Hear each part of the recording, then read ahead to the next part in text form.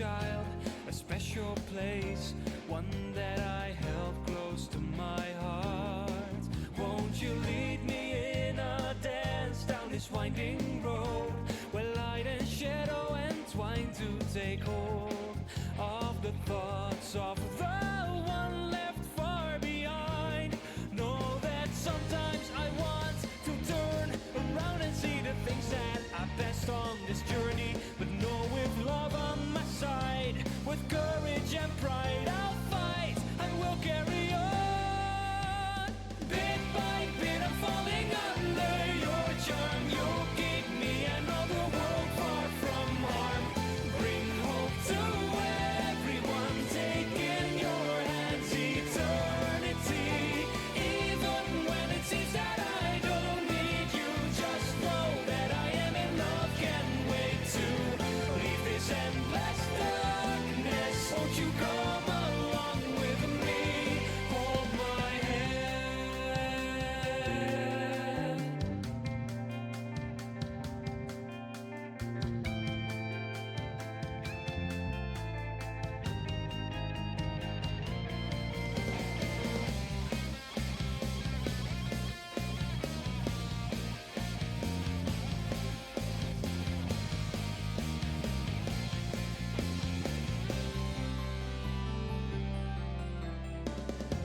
I'll always feel the same towards you, no matter if you're tired or feeling blue. But will you really be okay when every day you push yourself all the way? As for me, I saw you laughing out by the sea, but the person making you laugh wasn't me. Oh, tell me now if the one that you love isn't me. But there's more, much more I wanted to ask you all about, but my words just won't come out. And then when I work up the nerve, I still feel unsure and my words fade in the air. Bit by bit I'm falling under your charm. I'll do my best to keep you far away from harm. Can you hear me calling out that my feelings for you are strong and true? Even when it seems that I feel nothing, you're the only reason that my heart's still beating. Let's fly out to the sea, come along with me, hold my hand.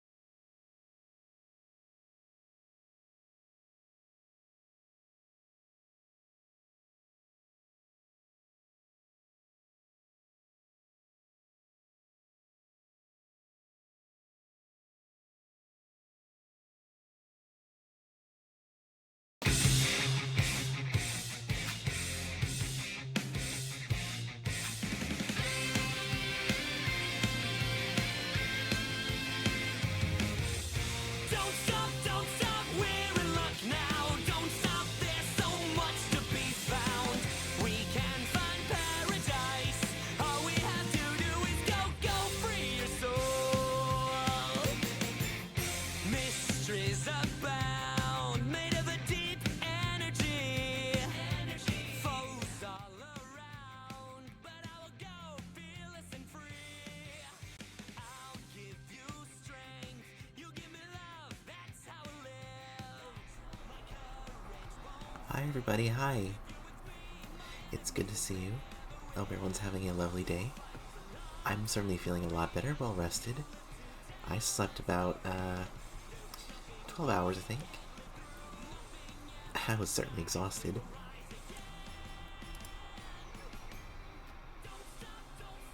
Yeah, let me turn off the music there.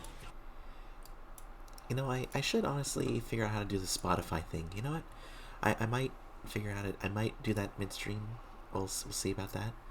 Um, but yeah, it's just gonna be a relaxed day. We are gonna be doing some tabletop tokens.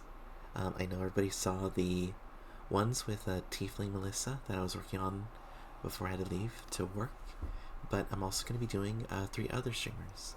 I am going to do, let's see, what was it? It was, I forget, hold on. It's the one that people always joke about them, with the nunchucks. I'll figure it out.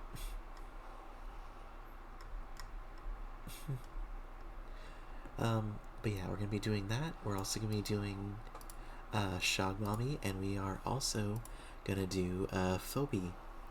They are a Shog is a eldritch kind of Cthulhu-esque VTuber, and Phoebe is a goblin. So I will hopefully be able to get started on them and finish tonight. I'm not sure. Hopefully it'll work out. But yeah, how's everybody's weekend off to so far? I'm certainly, like I said, feeling a lot better. I am well rested and sleeping on a actual bed for once after like all week. It was like night and day, or heaven. I don't know what to call it. Yeah, my back definitely appreciated the mattress over a old sofa. I'll tell you that. But yeah, tell me how everyone's weekend's been going so far. I want to hear. While you all are doing that, I will keep an eye on the chat. Don't worry. But let me see if I can get Spotify opened up. Oh wait, no, I can't because I need to. Oh, that's right.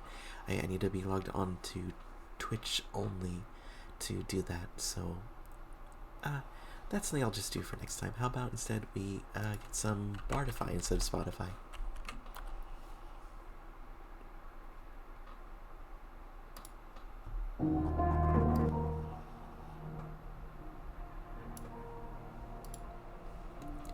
Alright, so. Oh, excuse me. That is a.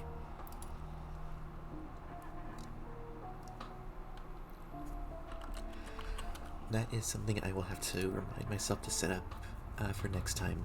But yeah, I don't think anybody's sharing their stories yet, but I hope everyone is having a good weekend so far. And yeah, we are gonna be doing some smart. So let me go ahead and here. Oop, hold on. Alright. There we go.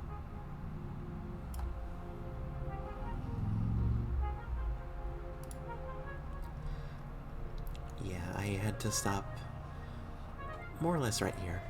But hopefully we can just get right back into it. Let's see, which one was Lair with the dress? It was this one. Okay.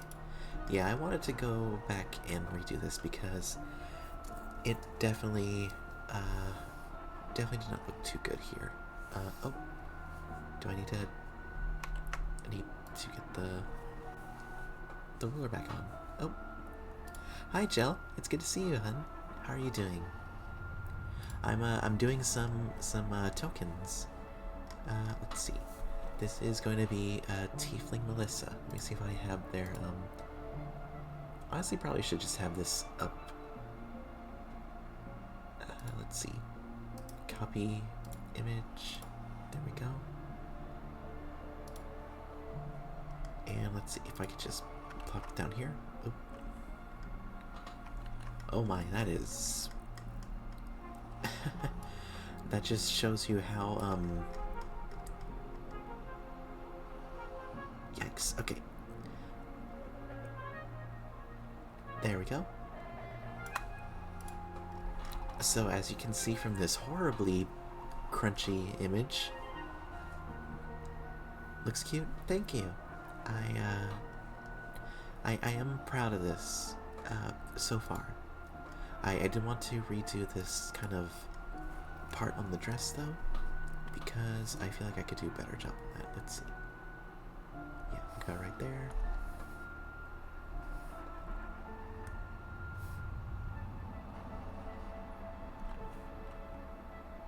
Yeah, that's a little bit better. There we go. Alright, now just for the hands. Here we go. This layer.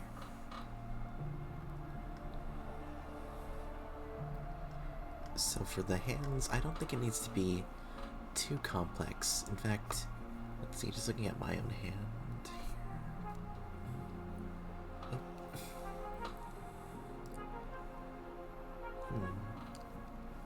Yeah, this one actually would having a art model would come in handy.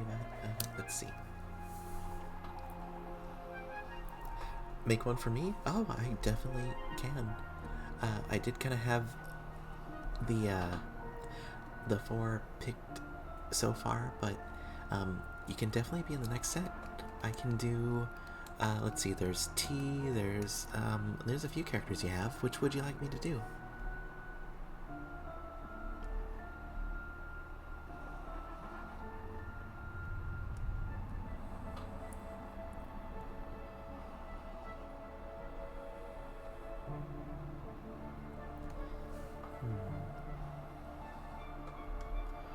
You know, that doesn't look too good. How about instead, like, yeah, there we go.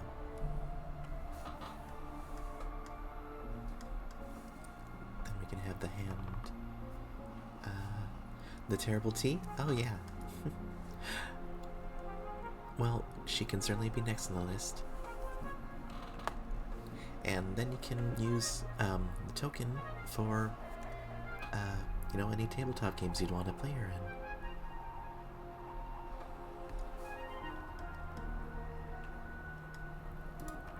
in. Yeah, these are mostly meant for like Roll20 and stuff, but or what's the other place called? Forge? Or it's something. I just know those are the 2 biggest ones.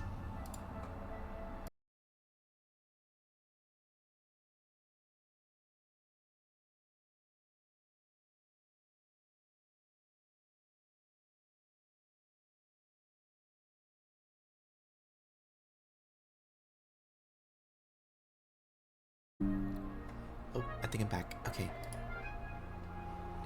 So sorry about that, guys. It's a part of the reason why I ended up getting online so late, or later than I would hope to, is because for whatever reason we're having some really bad connection issues. My phone wasn't working. Hi Yuki. Hi. But yeah, there's some bad reception here, so that might be, if the stream goes out, just let me know, okay? Hopefully it doesn't get too bad. But hi Yuki, how are you? We're finishing up some tabletop tokens.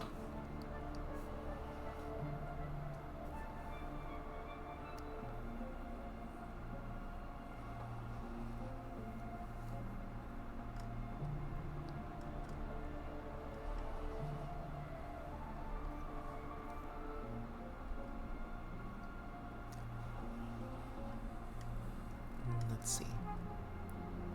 So this hand, I think, I just turn this off real quick.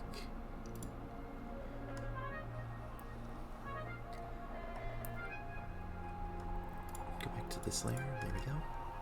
We can have, let's see, something like this, where oh, it's actually a little hard to see. Hold on. There's got to be an easier way to do this. Okay. Nope. The problems of working on a super small canvas like this. Oh well, it's okay.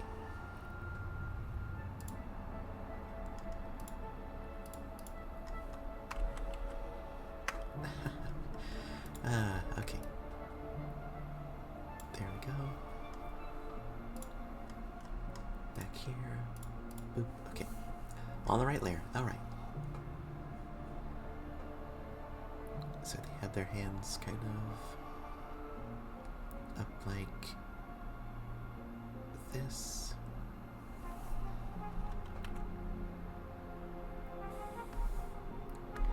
And make another finger up here, like that. Yeah. There we go.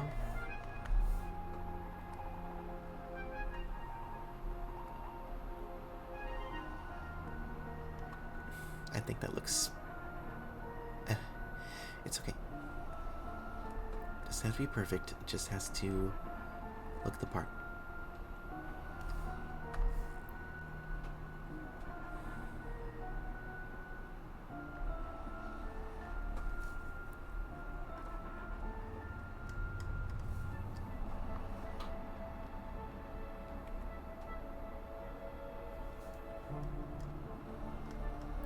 Okay.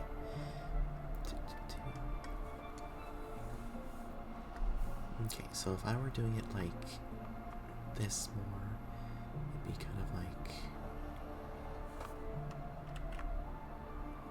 up to here and then up to here. Yeah, like that. Alright.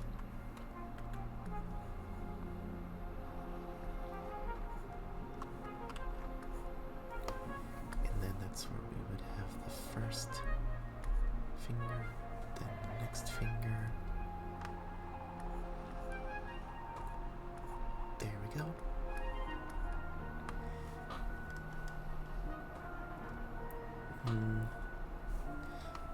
Maybe if I shrink it down a bit or move it a bit.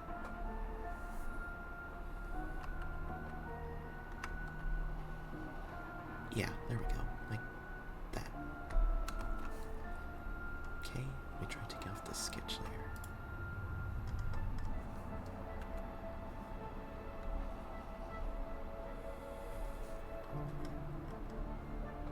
Alright.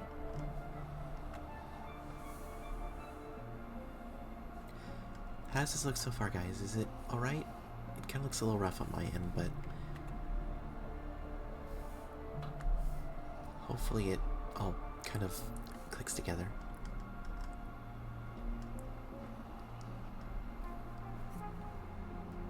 Correct connection wasn't really great either. There's a terrible stormy state that blew up my Wi-Fi tower. Oh no. Yeah, that's what I heard. The Wi-Fi tower in our, or just tower in our town is down for whatever reason. I don't know if it was like a storm or if there was just like a maintenance or an accident. Who knows?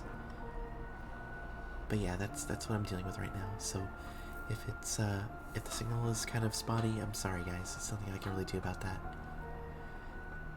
Okay, so we have that. How about on this layer? We have the bottle.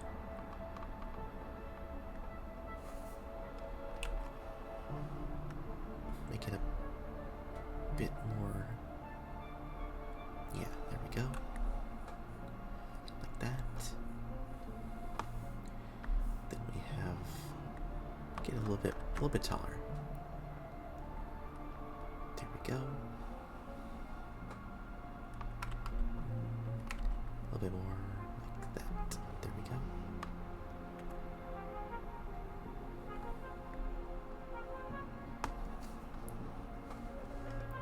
All right.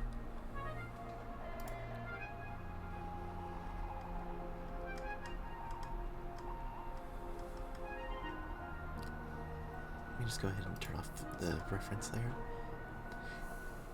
How does that look, guys? Do you think it looks okay?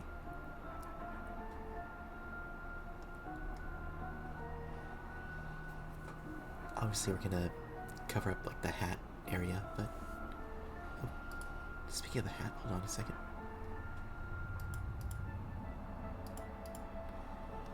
Looks like there is a line I missed to erase.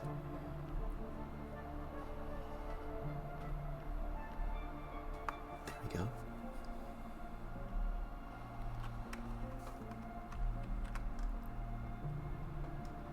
Looks great. Thank you. I appreciate it. Okay. Last thing I do need to do though is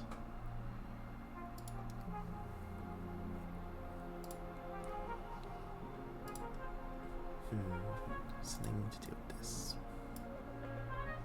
There we go.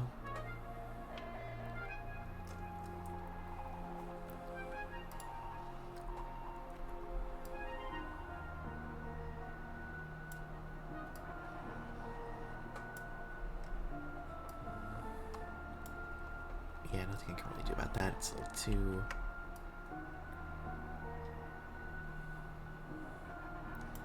That was my bad. Let's see if I can just adjust that to make it a bit more...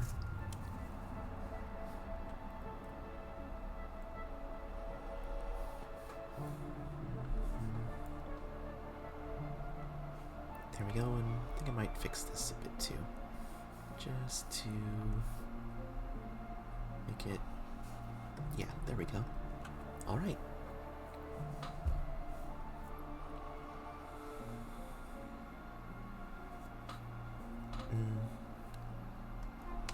I don't know, does that base look just like a bit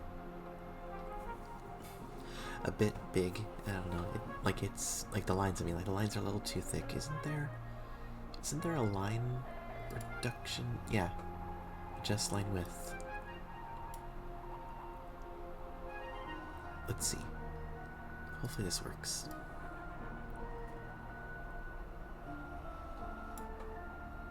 Oh, that looks fucking good. Holy shit.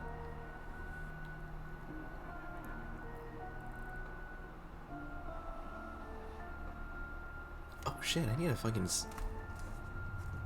a bulge. No, it's their skirt. Silly. That unintentional gradient though, okay, I'm definitely gonna say that.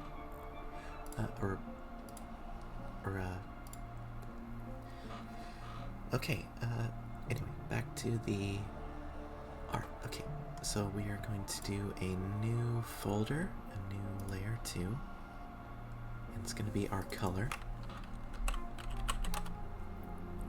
And what we can do is actually put this into its own... There we go, and these are going to be the ink. Okay, so we'll turn this layer back on. So we can grab the color swatches from over here.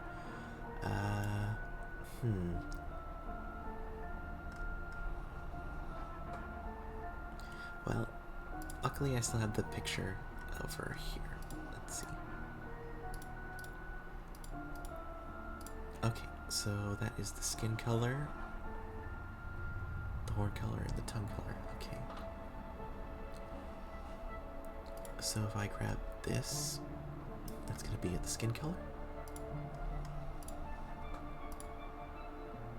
Alright, let's grab that. Or, I guess it doesn't really matter. I can just, let's see. I can just do this. Oh, that's way too big. There we go. Oh, shoot, something I did forget. I did forget one thing.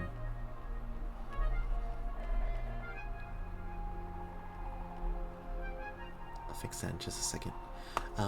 Her hair, she has a extra bit of hair. Let me add that real quick.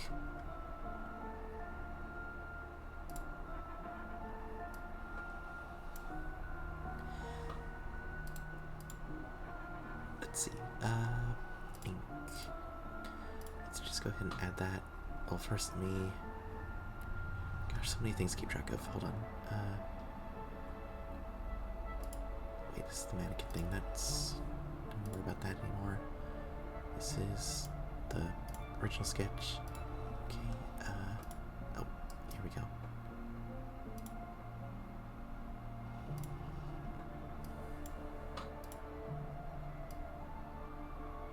Wait, no. This is...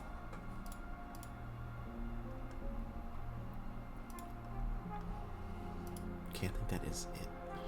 I don't know. I forget what I was doing. I get so lost with all the layers and stuff. Okay, so this was the hat stuff. Let me go ahead and do the. Oh, I guess I can just do it on this layer. Red face. Yeah, let me turn off the red because hey Fuzzy. I was in the middle of coloring and I realized I forgot to draw the extra bit of hair that Melissa had. So let's see if I can. It's really just like on the shoulder part. So let's see.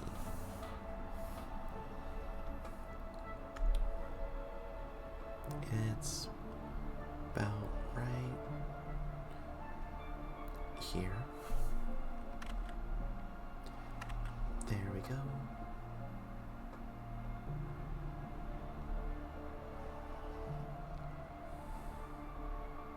Then it's like another little loop over there. And I guess that's it. It looks really good. Thank you, Fuzzy. I imagine that you took care of the stuff you needed. Did you want to hop on the call with me? If you're just doing your thing, it's fine. Don't feel pressure to it.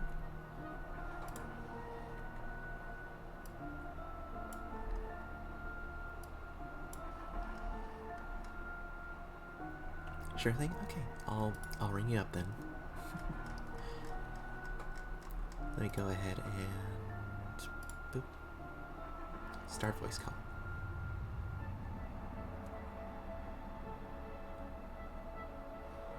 Oh.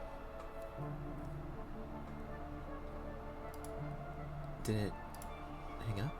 What?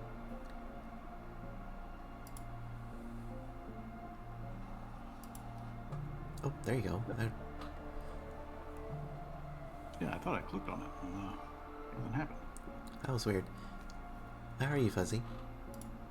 I am doing pretty good. I just refilled on my drink and I'm going to do some light sketching, so I'm feeling pretty good. How are you? I am doing good. Excellent. I'm glad to hear that. Mm-hmm. Yeah, I was telling the people in chat how I got a good night's sleep and I feel tons better. Oh, good. I'm very glad to hear that. I also got a pretty good night's sleep as well. Although, speaking thereof, I know I'm going to have to order a new headpiece for like my CPAP mask because the recent one that I got is a slightly different model than my previous one, and it sits weird on my head. Oof. So I'm gonna have to track down the original model and order one. Thankfully, they're not like super expensive, and they're pretty easy to find. I just got to figure out which one is the original model that I was using before. Yeah. Mm-hmm. Okay. But that'll just take a little bit of time. But otherwise, I slept well, and I've had a pretty relaxed Friday. That's good to hear. Today has definitely been a long needed relaxation. Yeah, you have been working a lot this week. Not just this week, the last couple of weeks.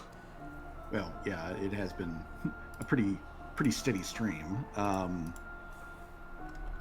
Is that the expectation to continue next week? So far, I believe so. Just because, it's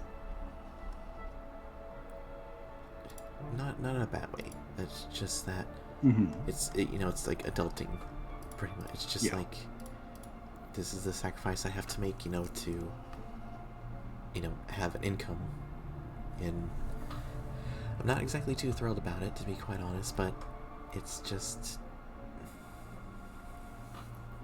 It is just what it is. Yeah. I get you. I've definitely been in that same spot myself multiple times. What the heck did I just do?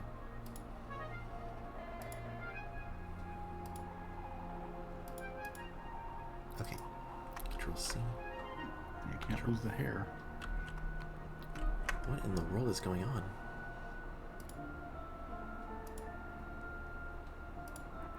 Okay, maybe if I right click and duplicate layer. There we go. I don't know why.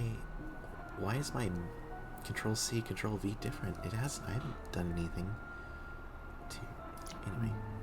What is it doing?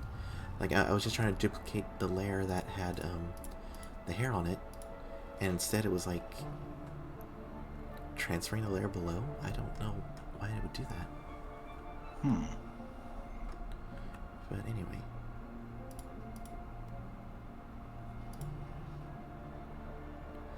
Alright, let's see here. Alright.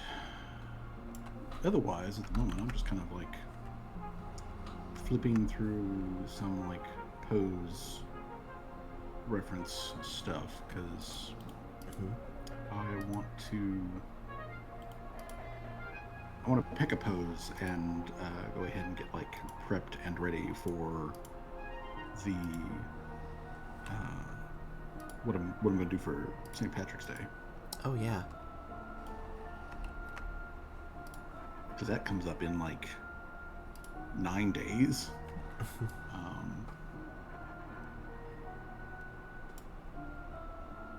As a matter of fact, speaking of work stuff previously, I am at the moment not scheduled to work again until the 16th. Well, that's good, right? Or no? Well, I mean, in a way, yes, but also in a lot of other ways, no. Yeah. You know, as I've mentioned to you before, I am in that like, I am on call as a relief driver for when they need me, and so I'm not like on a standard schedule. And the only time that has been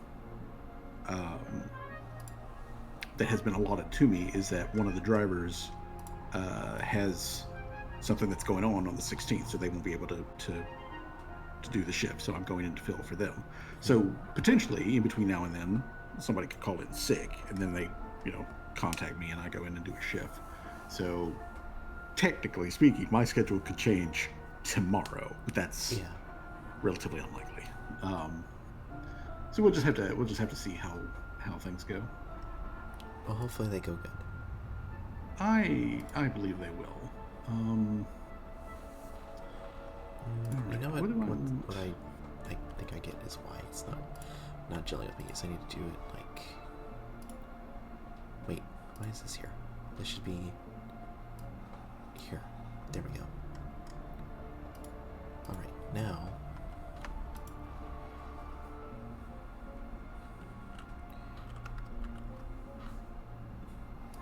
Like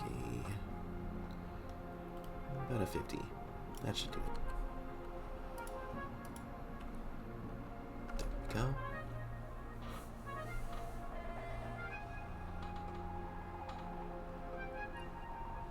That'll show nice, good contrast. And then now I can get the reference. Grab the color pick for that. And now I can start filling in the colors. Yep.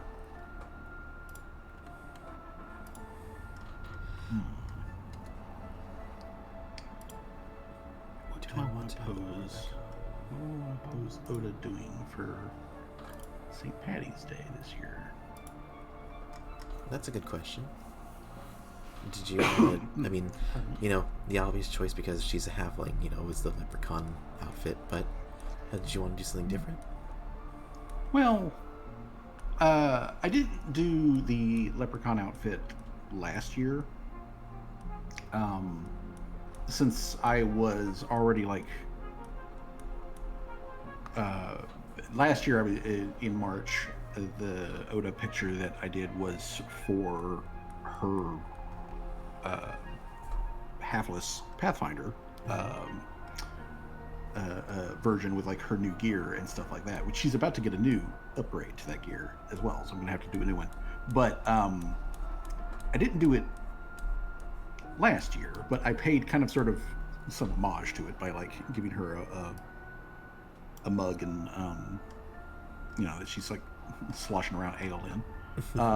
So this year, I kind of feel like I want to go back to the leprechaun fit. So like she'll have the big frilly skirt, the like loose open top blouse thing going on, and the like little ankle boots and the leggings and everything.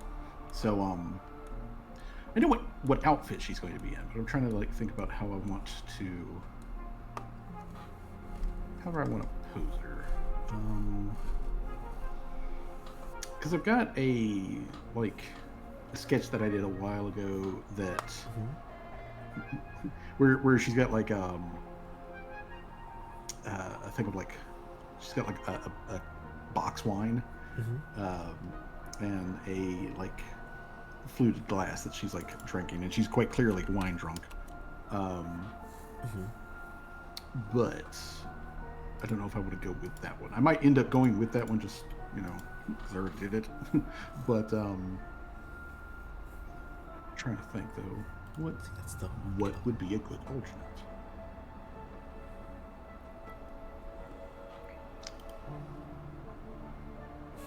Okay, your eyes are actually kind of. I might tweak the design just a little bit because, I mean, maybe it's like she's looking like the quote unquote model, the token, or whatever, is like looking ahead, but it does kind of look a little cross-eyed. What do you think?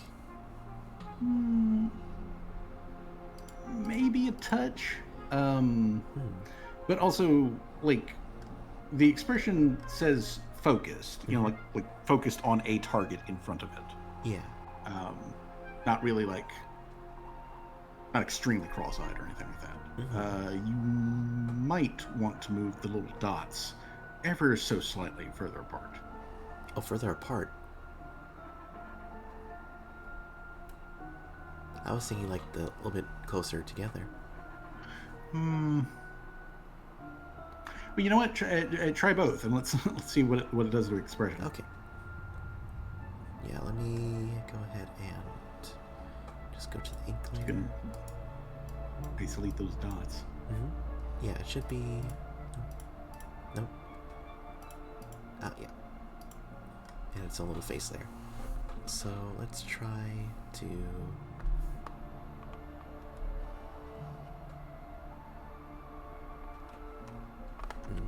Or just erase it. Let's see. So how about something like.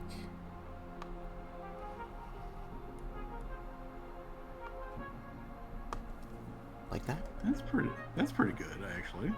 Yeah. Yeah, there we go. That fixed it. Oh yeah. Yeah, that's much cleaner, much better. There we go. All right. Yeah, that was the one thing I was thinking about the mannequins, because although again, this is my own thing.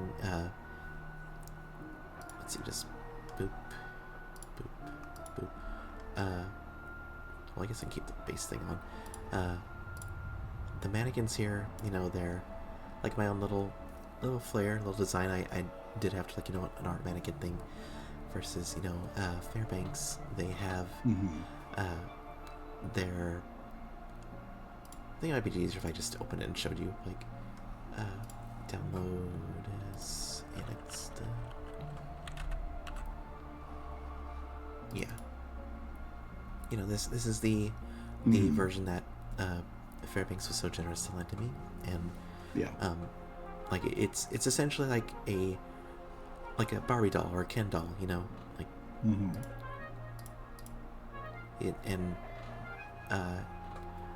I just tried to go for the mannequin look, like an actual literal mannequin. But the problem is, it doesn't really have like an eye placement or because what I've seen Fairbanks do is they literally just go in here, and if it's an angry expression, they just really just go like that, or if it kind of helps to just have that there, but Well, with your mannequin that you've got there, you've got a very clear like face plate Mm-hmm. area that the face is going to like sit in. Yeah. You might want to do a like sort of like a base like eye nose placement thing so that you've got Mm. something there again also to like to work with to so that whenever you're doing like other ones you can gauge facial proportions and um, expression and stuff like that. Mm. Yeah. But like what you've got so far, especially like there with Melissa's, uh, it looks good. It really does, and it does also like look Mm-hmm. like her model. So I mean, Yeah. No, you know, I think you've told me to death. Like I'm really good at, getting the like feel or like the thing across, which you've definitely caught the vibe. mhm, which is kind of weird to me because I've always sucked at like drawing chibi and kind of those kind of styles, I guess. Hmm. But I don't know. Maybe it just comes with better with practice.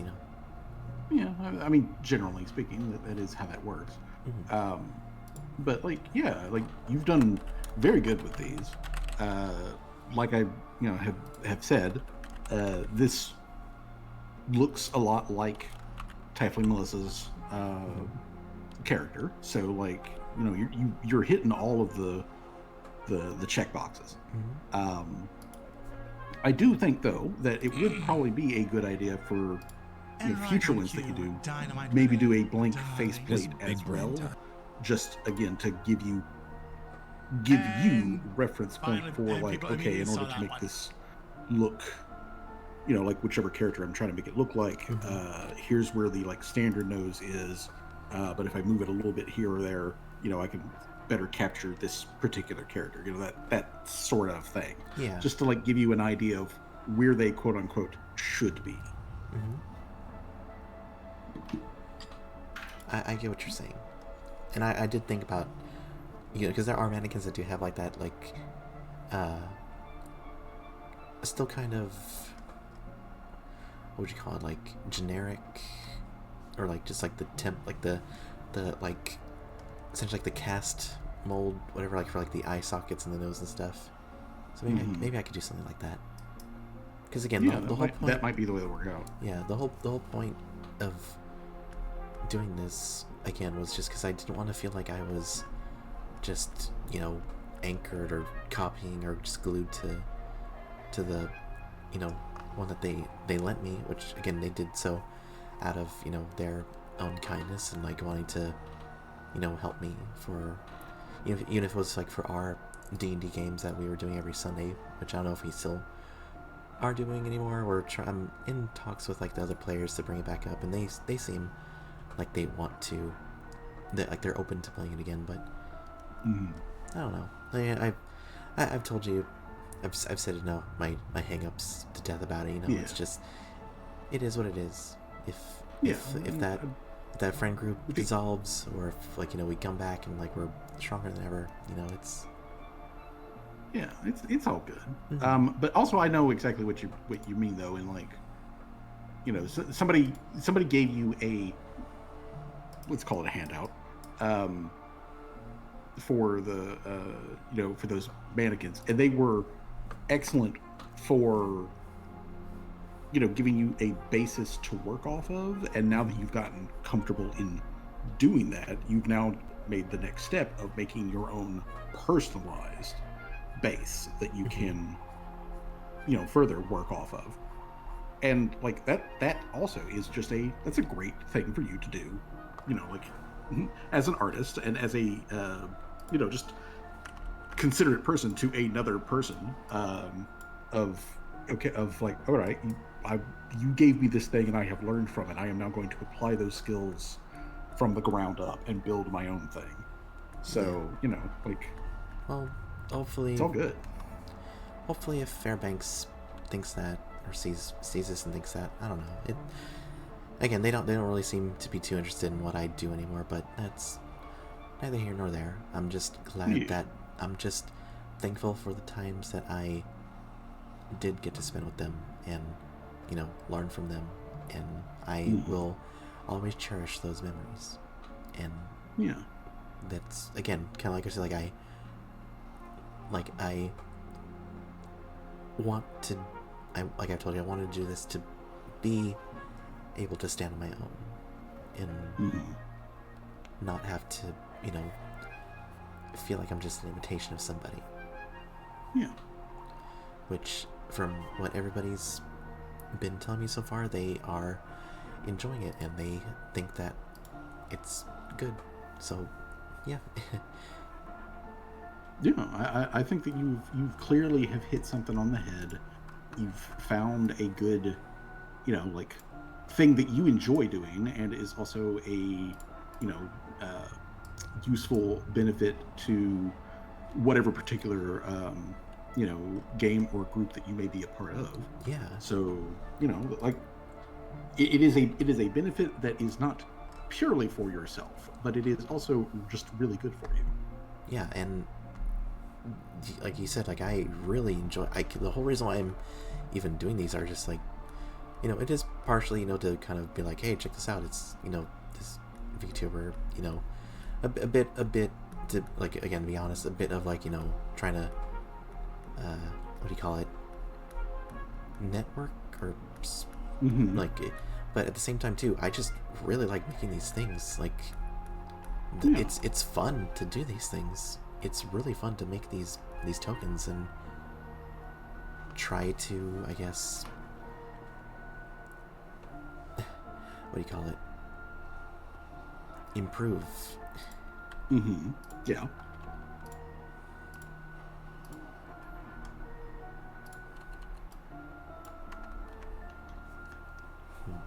Let's see.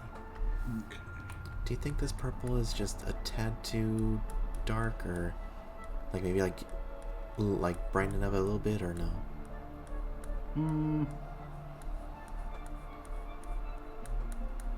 I would say at the moment leave it as is and get your other colors in there, because yeah, if we're looking at it just versus the red,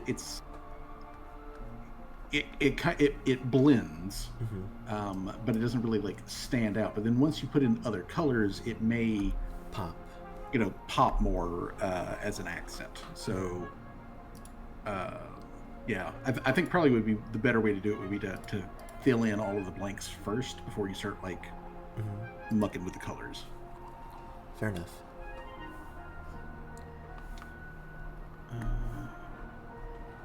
Okay, let's you know what?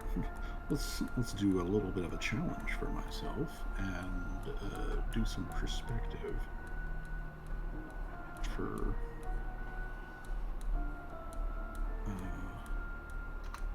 Let's see here.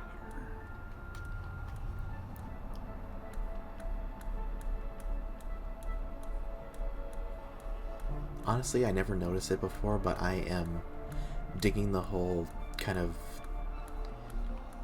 whatever skin tight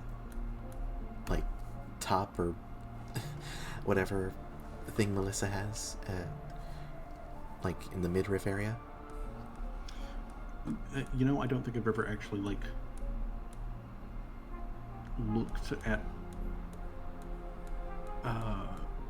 her outfit. At least not in a way where I'm trying to examine what it is. But at the same time, though, yeah, that tight midriff and then layered drapey cloth skirt on top. That's a good combo. It really is. Oh shoot, I didn't draw the flowers. Oh, let me go ahead and do that real quick. It shouldn't be too hard. Let's see. Let me go ahead and just let opacity, and I'll just draw the colors real quick. Go back to the sketch. Me, every single time a character has tattoos or something. Yeah, it's just one of those things that be like, crap, I forgot to do this. Yeah, it's Twerk used to have a beauty mark. Oh, I imagine that was like annoying to keep track of. Yeah, she had a beauty mark on her cheek, and I just was constantly forgetting it. So eventually, I just decided to give it up and be like, okay, we'll just let that detail slide into the, you know, history of the visual evolution of the character. And for the longest of time, the only character really that I had that had Shoot. a consistent tattoo was Jade, with like her Hellball tattoo that's on her like shoulder. But Jade is also one of those characters that almost never shows up naked, you know, in most of the stuff that I draw of her. So you never see it. Yeah. And then the few times that she does end up like with where her shoulder is bare, and you know, pointed in such a way that you'd be able to see it, there was like a 75% chance that I would totally forget it until the very end, and then be like, ah, fuck, and then have to like scramble. Okay, so what I'm thinking of doing is I'm thinking I want to have What I'm gonna do just to make things easier for myself is going to... Okay, that time it worked. Control C, Control V. I don't know why it didn't do less. Was I doing Shift instead of Control? Maybe that's what it was. Yeah, you might have. And Lord knows transform. I've bumped that up a bajillion times. Let's make this slightly smaller. Yeah.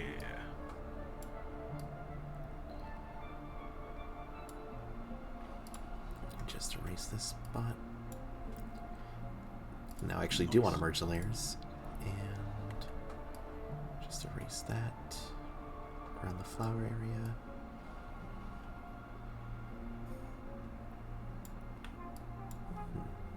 Okay. Let's take the center line and make it slightly off center. Okay. There we go. I think that looks like a decent flower. Yes, that does. Honestly, the trick that... Ooh, excuse me. I remember... not reading, but like... What you want to do is like... kind of work like from the... center out. So like you'll have like... You know, like little... Sometimes you do like a little butterfly shape. Sometimes you just do like a little... Like one little circle shape. But what you do is you go out from there and like kind of have like, you know... bigger and bigger petals, and then like, you know, just like it slowly works its way out, you know. Obviously it's like a really rough thing, but like, you know, like just at a glance it looks like a flower, you know. Yeah, it's kind of vaguely the vibe that I'm trying to shoot for with Valve's hair. That if you were looking like down the barrel, such as it were, of her coils, that it would look kind of like a flower. So all of her coils pulled back and coming off the back of her head, if you were to look at her from behind, it'd be kind of looking at like a bouquet of flowers. It's kind of the vibe that I'm shooting for. When I was wrestling with, when I was wrestling with her hair yesterday, trying to sort of figure all that out, I kept like trying to figure out like, wait, how many coils does she have, and also like which one of them should be like how should they overlap with each other? I get you. You know, like, because they're obviously hanging on to each other.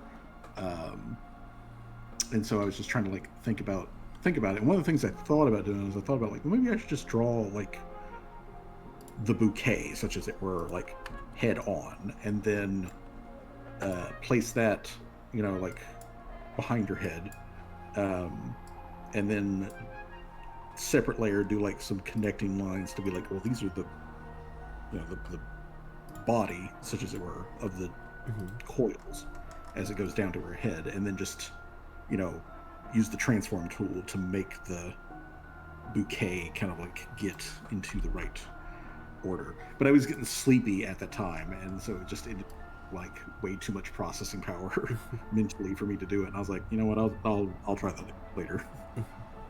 Yeah, too eepy. Yeah, much too eepy.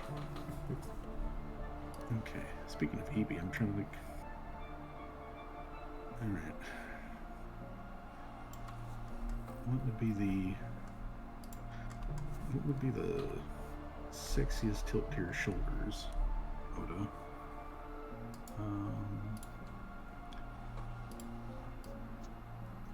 I'm thinking what I would like to do for the St. Patty's Day image is I kind of want to have her like leaning forward, kind of like pushing back against a wall or something. I may have her like doing this in front of like the big like cauldron full of gold coins kind of like thing. So like you're getting like plentiful cleavage shot. That is always good. Yeah, so I'm trying to figure out this dang perspective. Right, so the like, so the player's shoulders, I think, should be roughly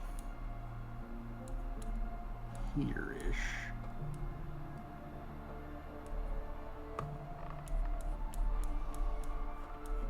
Okay.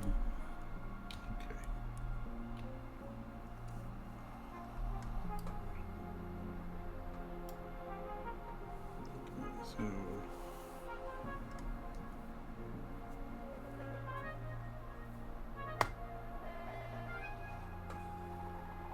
Oh shoot, there was a bow. Dang it. Oh well. At this bring up the bow. Should I go back and do the bow? I mean, it's like but right not under really. her neck. I think that's maybe why I forgot it. Yeah, I think you're good, honestly. Yeah, it's all right.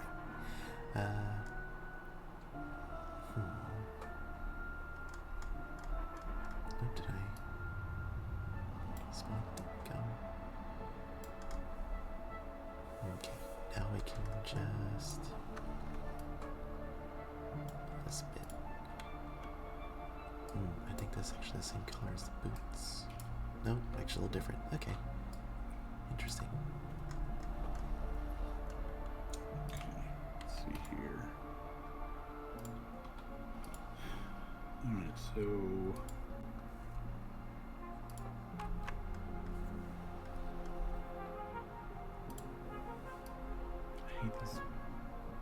I hate these dang perspective shots. Well, I mean, I love them, but like, I struggle with them so much Yeah, that it makes me feel like I don't like them. yeah. Honestly, the getting the perspective right on this thing, the token, so to speak, even that was kind of a pain. I bet. Let's see. Just grab this.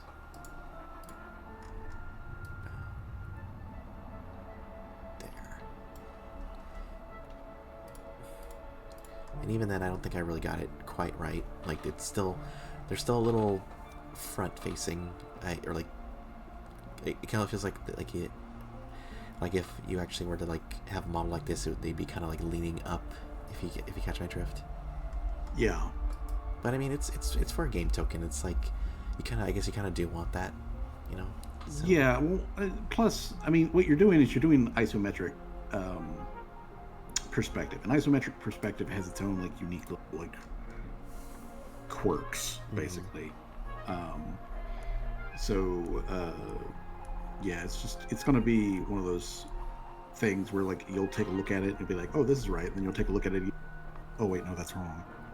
Yeah. And again, we're not going for realism here. We're doing a tabletop token, you know. Yeah. Realism is cordially invited to fuck right off. Okay, so. Okay. I think I've got general.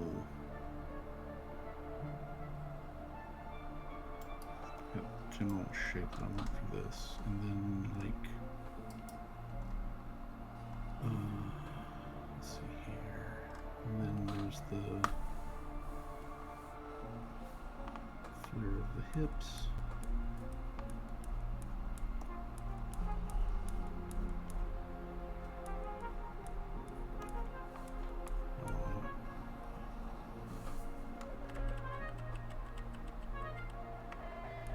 I don't want to go too wacky wide with these.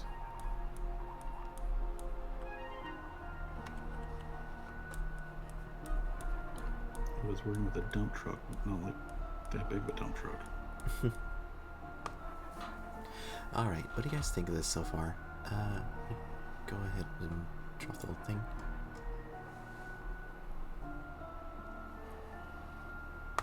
I think that looks pretty good. I agree. I think that also looks pretty good. I think you have successfully, as I've said before, managed to capture the vibe of the character, and looking at it, the colors specifically of the purple with the charcoal and then the red of the skin. Oh.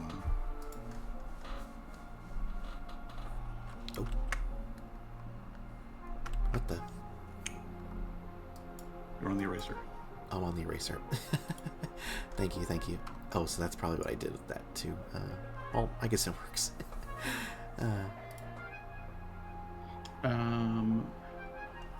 Yeah, I'm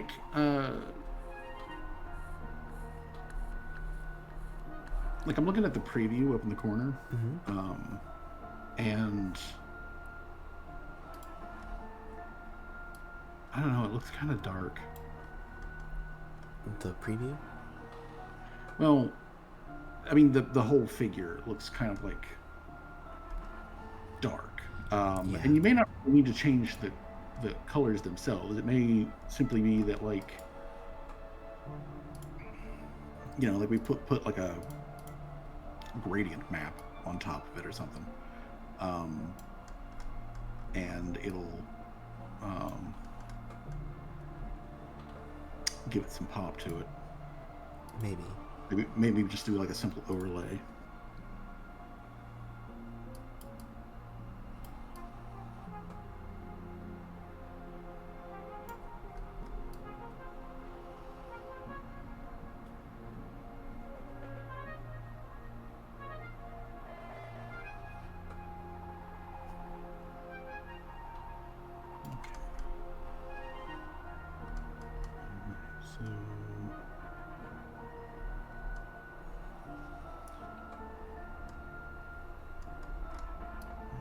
Back to the sexiest trapezoid. It is the hips. Where did I see these little buttons from? Oh, maybe that's what I thought the thing was. Weird. I don't know.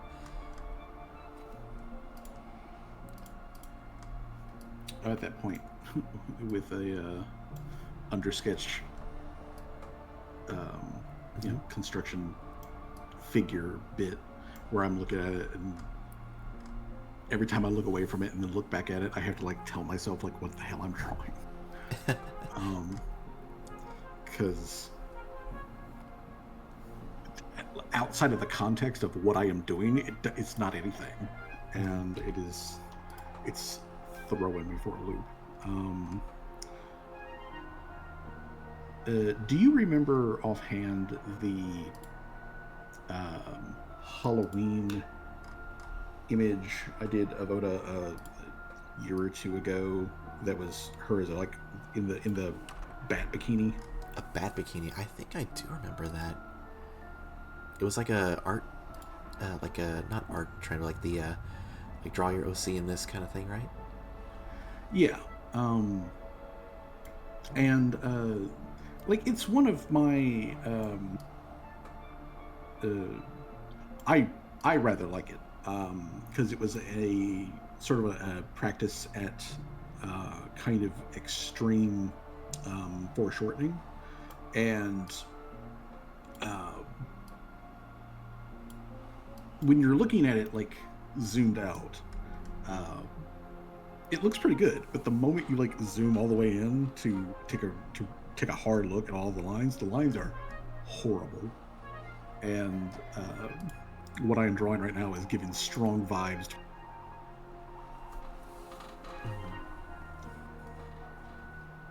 Because I'm not going to do quite as extreme perspective this time around, but like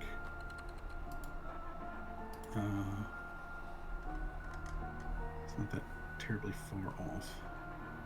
Okay, if the hands are behind her, pressing up against something. No, I like this. I think it came out really good. I think it's more or less done. What do you think? Yeah, I think it's good. The only thing again that I would probably do is maybe put a overlay over the colors just to brighten them up a little bit. Overlay? Like what? Yeah, put a new layer above your colors. Okay. And switch it to overlay mode. Overlay mode. Okay. I would take a like a pale yellow. Pale yellow. Okay. And then just Oh. yeah, fill that in all the way. You might want to you probably want to clip it to your colors. Mm-hmm. And then reduce the opacity to like say 50%. 50%. Yeah, and then just turn the layer on and off and see how you like just the base color.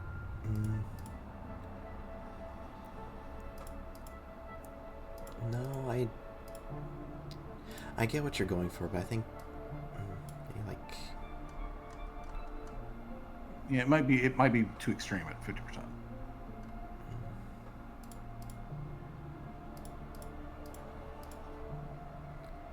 maybe closer to like a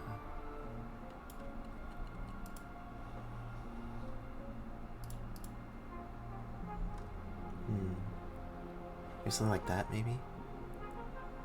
Yeah, because that gives it a little bit more light to it, you know. Because while those are good colors, I think it's going to be highly dependent on the background, on how much it stands up. So I'm like, what I'm thinking about is I'm thinking about practical use of this token, you know, on a virtual tabletop, and a lot of maps for VTTs are usually kind of dark colored, you know, because you're looking at the ground or the inside of a cave or, you know, that sort of thing. Because we ran into this exact same issue with Laria's token. And since that was an issue of being able to just see Laria's token roll 20, especially if you're like zoomed out, given that she's also a small character on top of everything else. What I actually just took the token and I added a overlay layer just to brighten it up a little bit, so that it would have easier visual contrast to like be able to see where she is on the map. So that's my thinking as I'm like saying this to you, is you know, it might be a situation of just like the background makes it feel darker than it is, but if it's up against a dark background though, is it going to stick out enough, visually?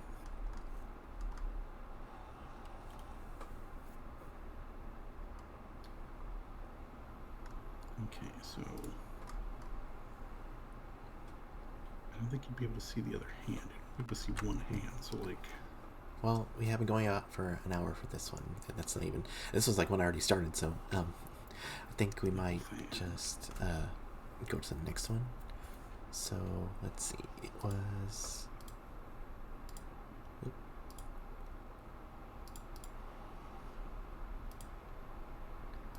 Boop.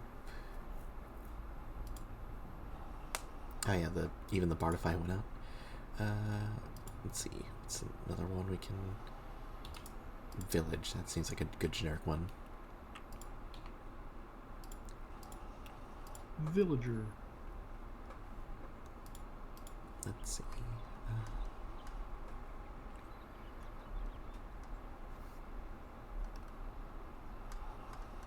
I gotta remind myself to occasionally pop back over to the tab with the stream in it so I can click on the little bonus points. There is have you heard of Better TTV? That's what I use, and it automatically collects the points or the bonus points. Oh, I may have to look into getting that. Yeah. Okay. So Lewis, or how do you pronounce the double L? It's got a Y sound to it. Lewis. But yeah, that's what I'm gonna try to do next. This should be fun. Actually, how big should I make it? Because would they be like the same size? I mean, they're a big lizard person, but like they're kind of more lanky than big and bulky. I would go. I mean, if you're using Typhling Melissa as a basis for that, I would go bigger than her.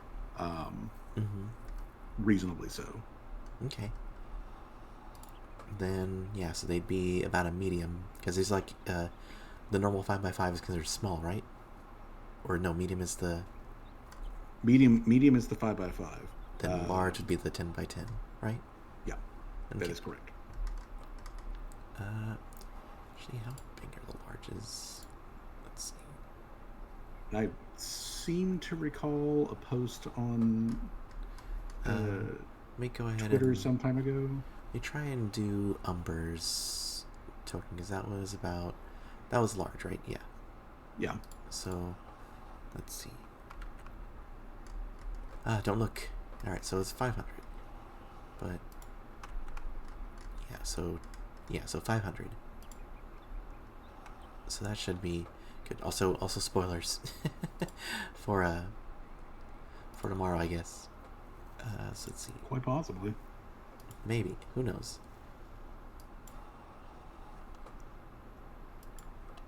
Okay. Why can't I? There we go. That was weird. Okay, so 500 by 500, 350 DPI. Let me.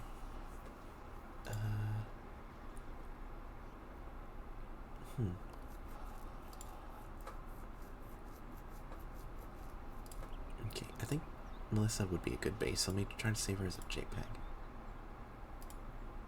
I mean, I need to save as a JPEG anyway to post it on Twitter, but. Yeah. And we also do the mannequin.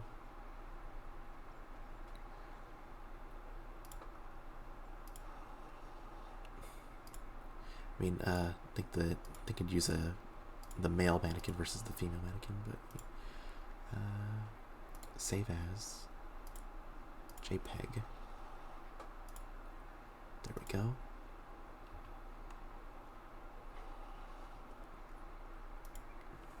So we get the 5x5.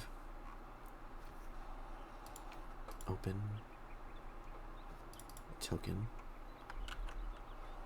and bop. Okay, so this one I need to kind of. Wish there was like a way to just like snap it to the center. That's what one thing I do miss about the one thing I do miss about Photoshop is just like it has so many quality of life features that just like really like I don't understand why they're not in other things. Maybe it's like a license thing. Like they literally legally cannot copy that. Yeah. In some cases, I believe that is. In other ones, I don't know. Because like a lot of times it feels like, it's one of those things where it's like this is in Photoshop, and Photoshop industry standard for a reason. Kind of like thing. I know that Adobe, the company, is frequently not like the best of folks, but they have put together a really friggin' good program in Photoshop. So like, you would expect everybody and their brother to like try and copy them whenever possible. So sometimes it does seem to come off a little weird that that's not the case. Yeah, it might be. There might be some stuff we don't know about, like as far as like the copyright and all that. Yeah. And Adobe has in the past been rather notoriously litigious, so it could just simply be a trying to like cover their ass kind of like thing. All right, so we have Melissa here. I'll just kind of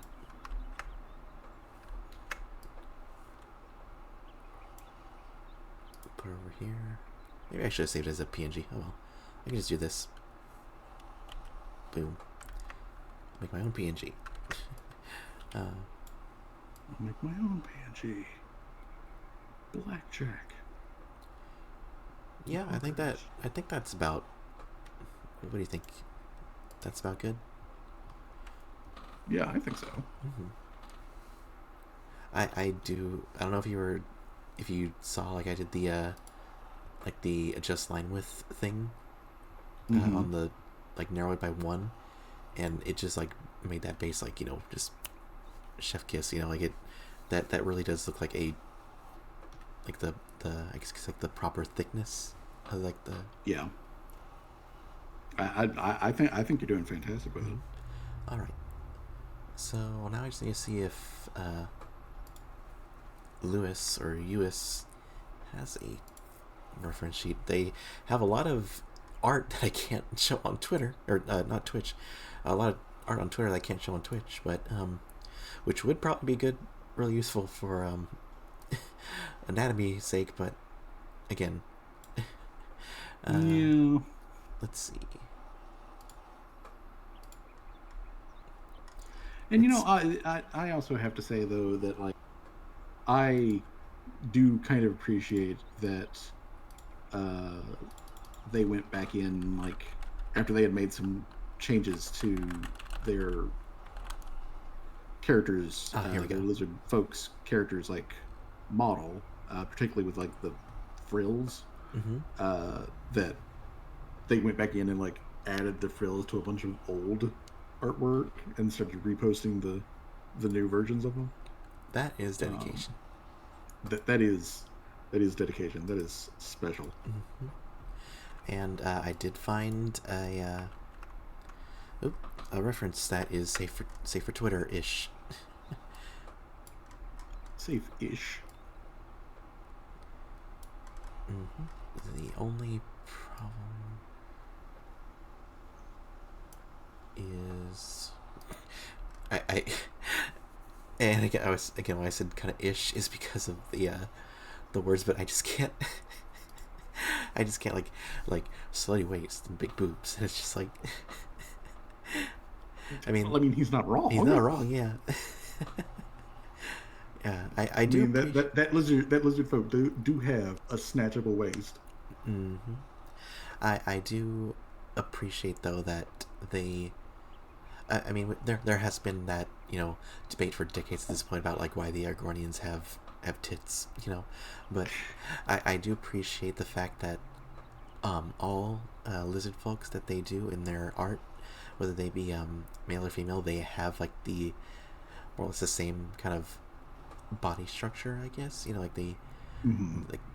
there's like this really cute one of like this lizard girl like a sweater, and she has like like a flat chest. Like obviously I think the male lizards do have like like more defined like pecs, like like male. Yeah, Not, they tend to be slightly broader of shoulders mm, and have a little bit more definition in the like mm, upper chest mm, torso area. yeah, but Um, but yeah, I also appreciate that how all of the lizard folk that U.S. draws are have a very like similar body type, to the point where it very clearly looks like they are, members of the same species, and there's a very strong consistency um, with body shape and plan and all that sort of stuff. It's very impressive. yeah, that is something I hope to maybe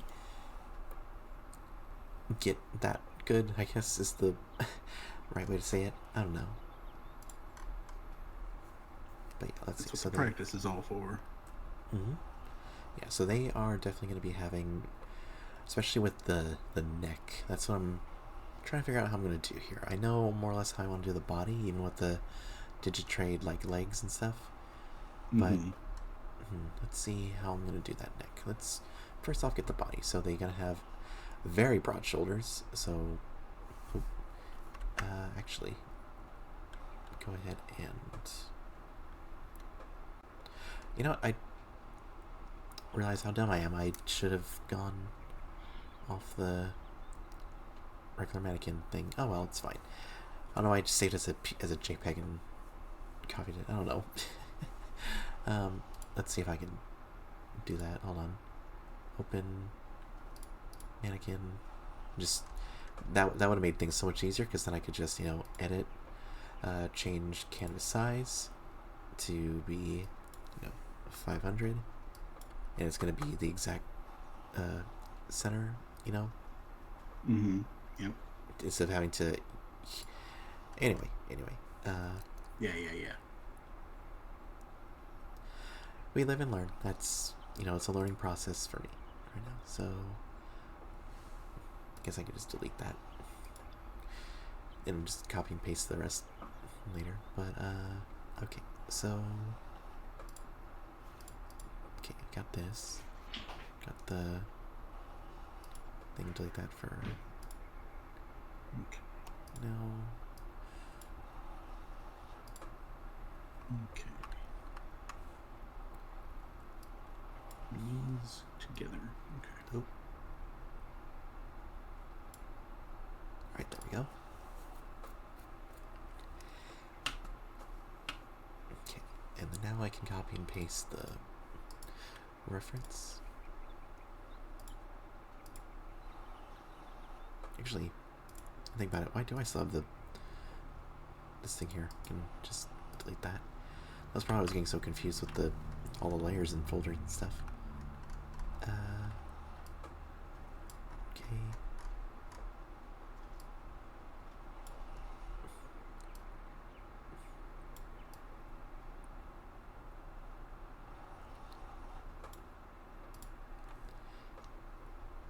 And then now I can get Melissa over here and copy and paste her.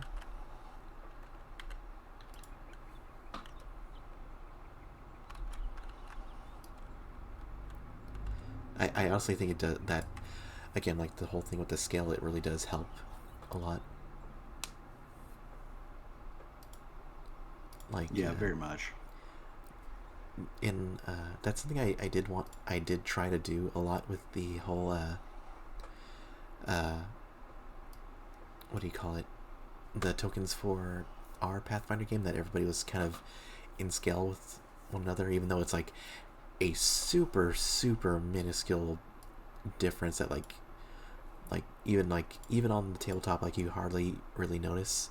It's like really like if you're, it's more like if you're literally physically like layering them on top of each other, like you do kind of see like, oh yeah, they're slightly taller than each other, or shorter. This one, but I don't know. That's just I really. You did you as I have said before, you did a really good job with that. When I was watching the VOD for the previous session, and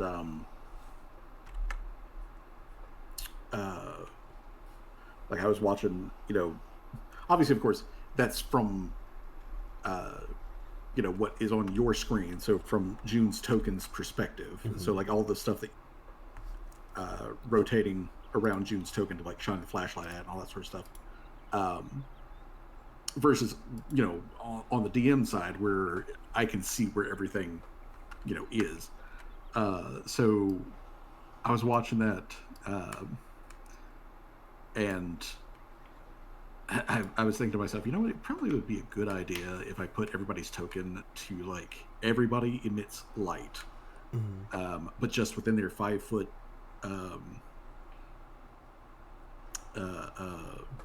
area. So that way, if somebody is within June's like sight range, June would know at least where the other character is at. Yeah.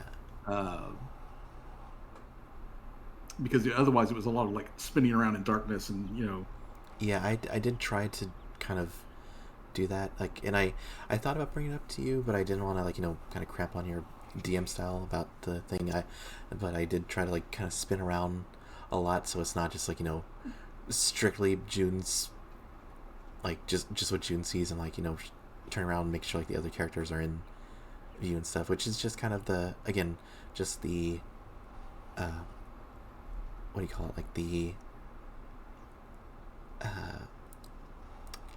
not consequence, but like the well, I mean, it is kind of a consequence of of it being like the player perspective versus the DM's perspective that has like everything, like even when it's like no one's looking at this thing, it's still like in shadow, but like everybody can still see it. Yeah. I see, because like one thing I was noticing with it is that while I do like the fact that Roll20 gives us the option where I can like a view angle, for like, because June shouldn't be able to see things which are behind her head, kind of like thing. Is that while that's honestly pretty immersive, for like you the player and whatnot, and it also is very helpful for me because I can click on your token and then do the preview to see your view on whether or not you can see this thing that's over here on the side or whatever. While that is a very convenient tool, kind of the downside of it is that if we think about the game as a as a visual medium for like like a show kind of like thing, being quote unquote like trapped in sort of like June's POV means that there's stuff that can go on and happen on the board that like can't be seen on the playback on the video because June's token's just not pointed in the right direction or whatever. Yeah. So, but that's why I was kind of thinking it might be a good idea to like make it so that everybody's token emitted light. So if it's within June's visual range, you and anybody who's like watching along can get kind of like a feel for where the other players are at. Yeah. There was an idea, or at least my kind of suggestion that I kind of wanted to give to you, but I don't want to because I don't want to make this the thing about the VODs. Like at the end of the day, like it's just us, having fun, and like these VODs are just like a happenstance that like we can like be able to look back on, even though it's I would love for it to be your side, I guess, or like your thing, like where everything's like the DM screen or like the tabletop. I don't know how to properly convey it, but like and I know how the way you're doing it is like the kind of like visual cone or however it is, but I know there's a way like where it's just like the like a radius or a diameter of like 30 feet, like where it just goes in a circle. Yeah. And I was kind of thinking about doing that just simply because visually speaking, it becomes very boring, quite frankly. Viewing the VOD from the outside, and from a player's perspective, that I was just looking at that and thinking, this doesn't really actually look good in and of itself. So that was the thing that I was thinking about maybe making a change with, is taking off the like view angle off of everybody, and then just make it a radius that you can see around your token. Because I think that might be more visually appealing for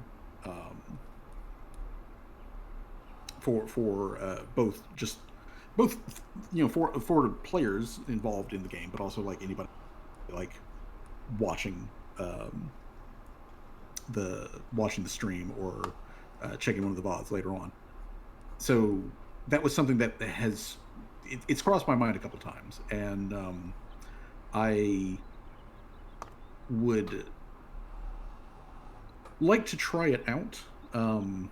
So I think I don't think I'm going to make the change this time around, but I do think next time it comes up, I think I'll take off the cones off everybody so that it's just a radius of vision around you. Like I think I would still keep the, like say for June's flashlight, I would still keep the cone of emitted light that comes off. 100%. So that way we can clearly tell, like, okay, this is in the flashlight zone versus this is just over off to the side that maybe like, June's vision is getting like a hint of movement over there kind of thing. So yeah, I think that might just simply be like a good trade-off effectively. And as I say that, I look back up at my screen. I'm like, wait a minute. These hips are not correct. But do they lie? Very nice, but they're not correct. No, they do not lie. I can at least confirm that they do not lie. These hips have fun.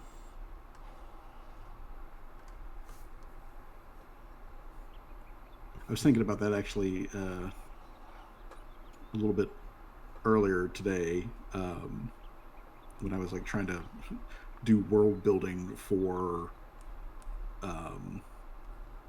Valve, and just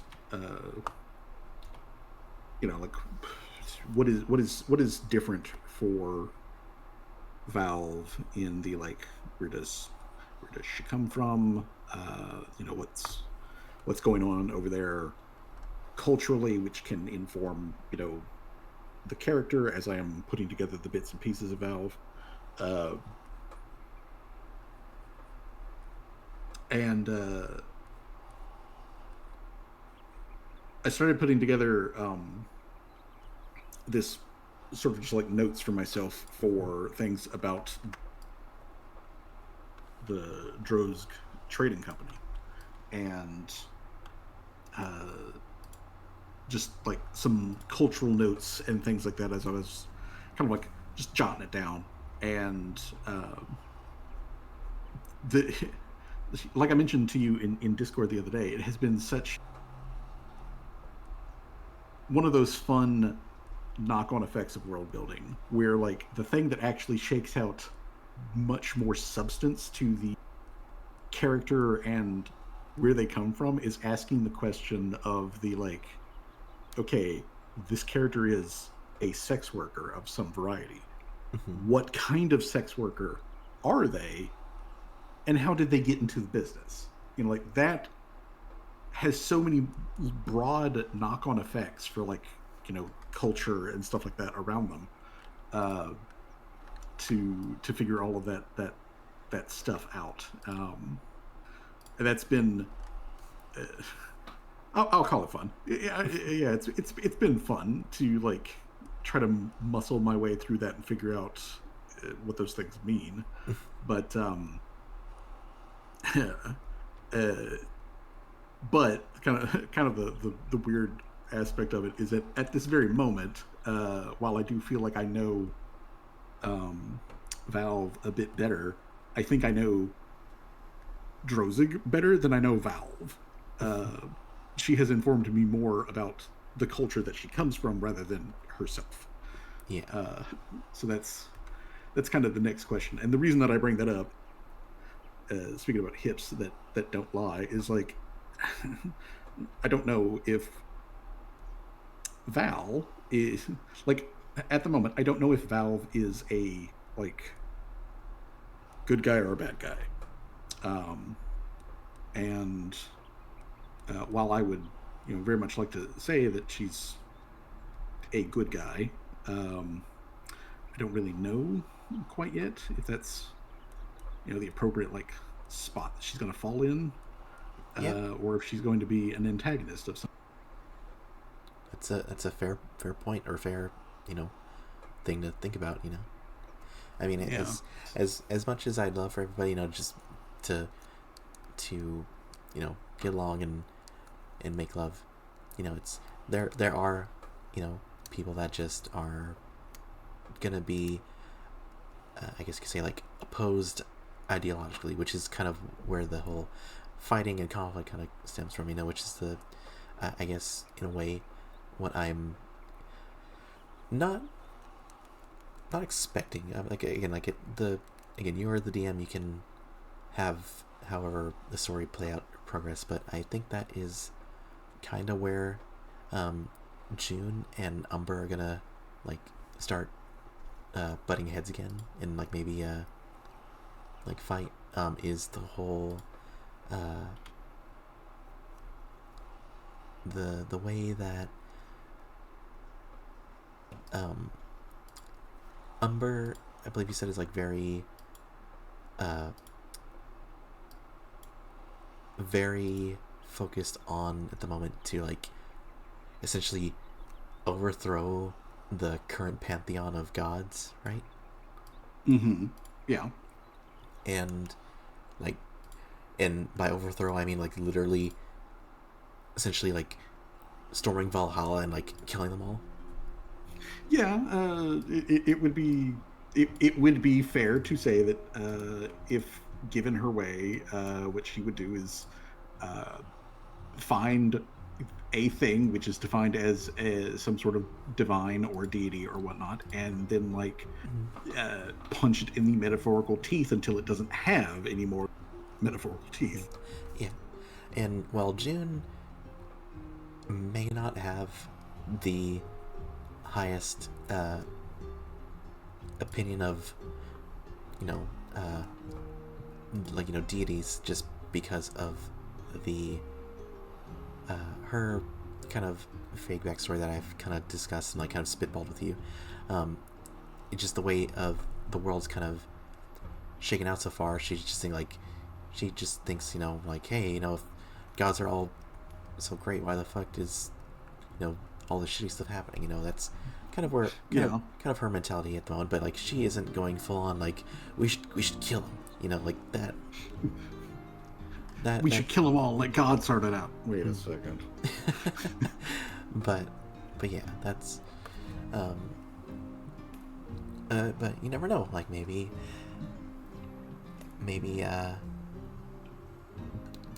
through the course of the campaign the party may kind of mellow, like maybe maybe Umber will mellow out a bit on that, or like kind of come to a different solution than outright, deicide.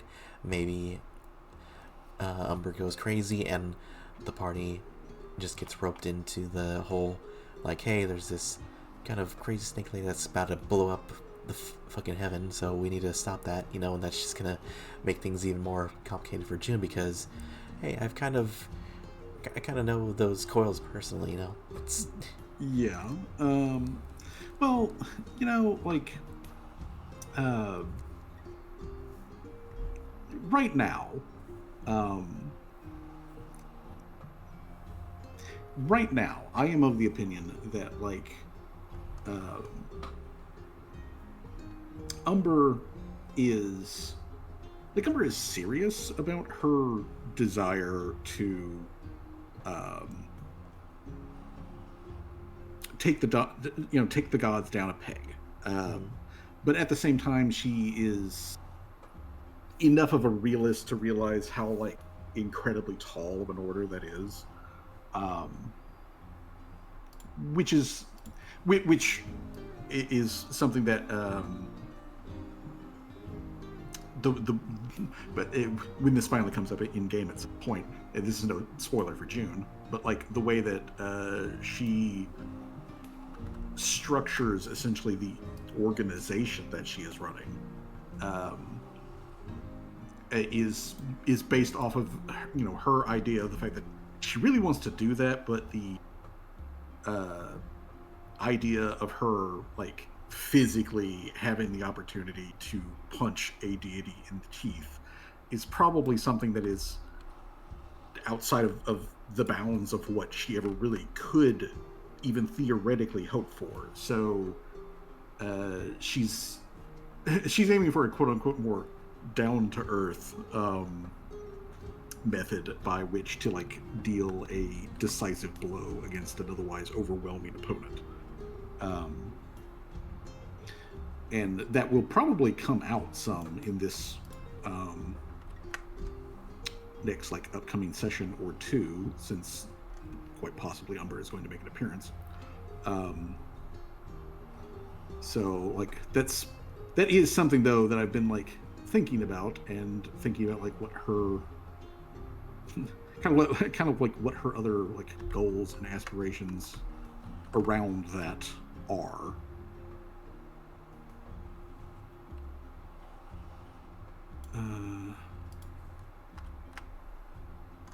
No, that does not look right. I really like how I changed up this pose to match like it does remind me a bit of like some actual models I have, but like that I try to match like the dynamic kind of leg stance that they have.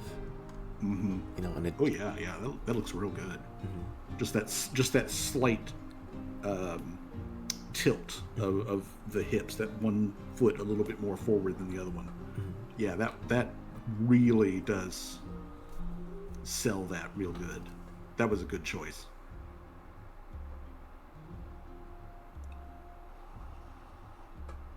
Okay. Now the big question is, how am I going to do the face? Because that's the thing I've been putting off this whole time. Oh wait, I can still do the tail. That could one more thing to distract me. Yep. You can do the tail. Okay. All right. This does not work. Just delete it. Okay. Let's try this again.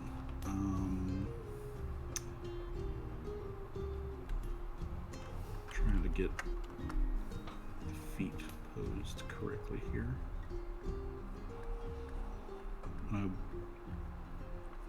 With the pose I'm working with,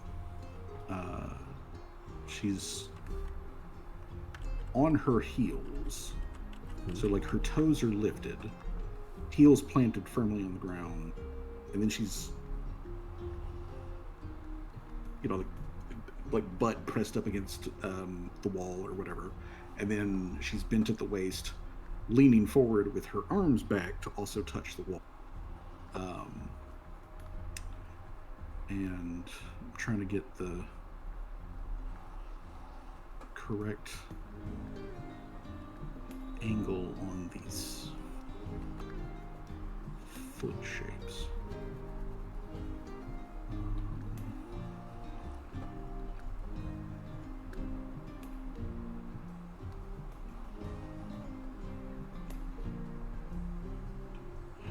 still look. The angle is just kind of like throwing me off. Okay. Let's see here. Maybe.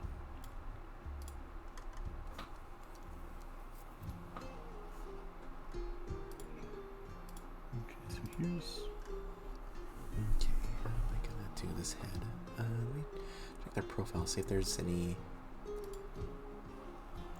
It's got like a trapezoid kind of look to it.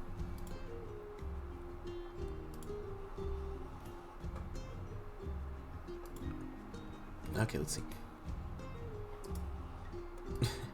Okay, this is actually a really good picture. Let's see. Oh, yeah, of course it is like huge. Let me try to shrink it back down. Oh, not flip it. I think you're making some implications. Good implications. But yeah, this is actually a really good. Wait, this is the same character, right? Oh no, it's not. I don't think it is. Oh no. No, it is. It is. It's just the frills are like, you know, behind. Okay.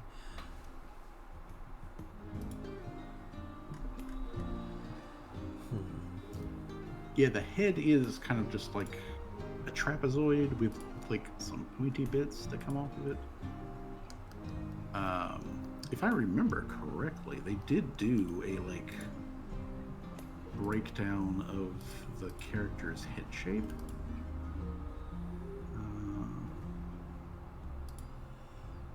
Give me a second. I'll check Twitter, see if I can find it. If you can find it, that'd be really good. But I'll try to see if I can do something with this. Yeah, it is the same character. It's just I guess they have like their frills kind of like, you know, slick back or whatever you would call it. Yeah, kind of folded back. I'm trying to see what I can do with this. So, just gonna be like a really thick neck, which shouldn't be too hard to do. I think I can just ignore the mannequin head just for now. Just like really opacity on that.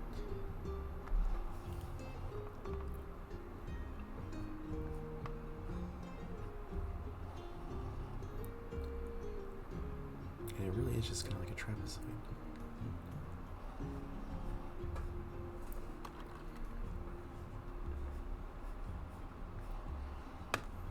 Then of course you have like the there, sorta, kind of not like that, but alright.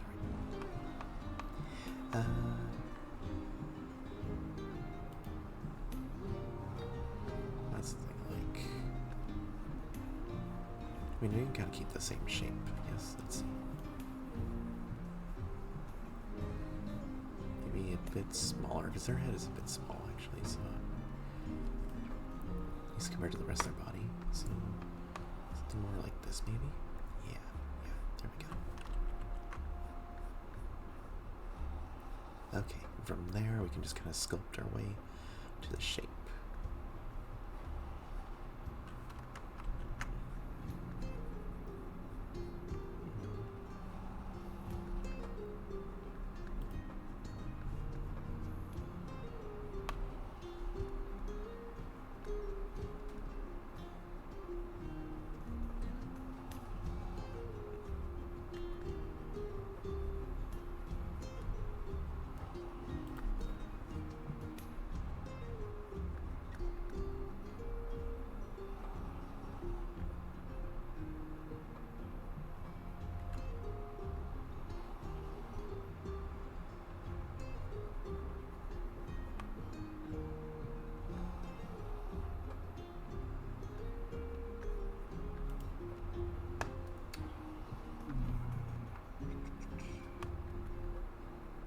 Pretty sure they did this, but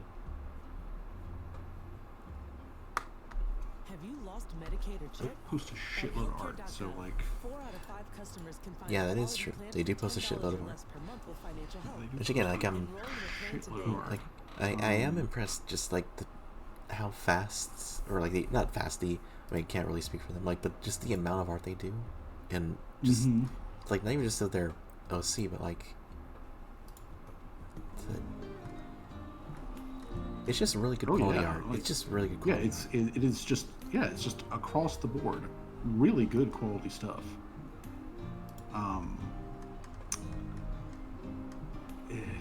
The unfortunate part is that like I'm trying to go so much of a backlog, and I don't know if it's Twitter or the fact that I'm in a call with you or whatever, but it is just being real. It might be a little bit of both, to be honest. Yeah, it might be a bit of both. I found one that was sort of like general Blizzard dinosaur head, sort of like breakdown, which speaks to like the design philosophy, isn't like specific to the character or anything.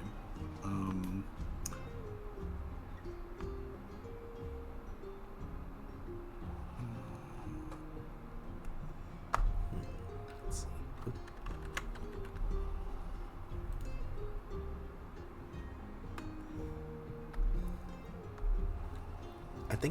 Honestly think though what I got right now isn't too bad.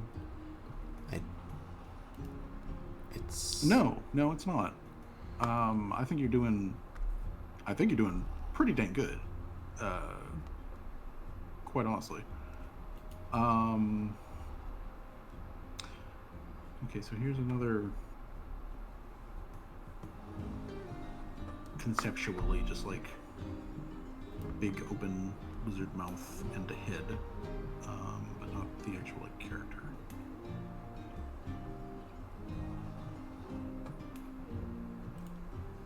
Here it is. Found it. Oh, you found the one? Yeah. I don't know how handy this might come in, but let me grab this for you.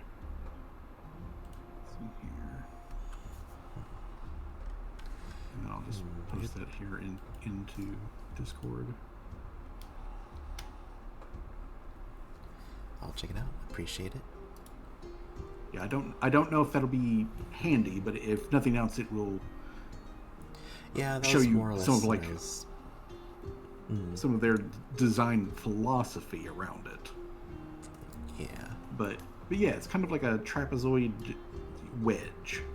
I think the real big difference between that sort of head and a human one is the fact that the top of it is so flat and broad. Yeah, no, I think this is just gonna help me get like the. Yeah, there we go. I can already tell the difference, because again, the way I was drawing it, it was kind of still looking more like this. How have a normal head, just really ugly shape of head there.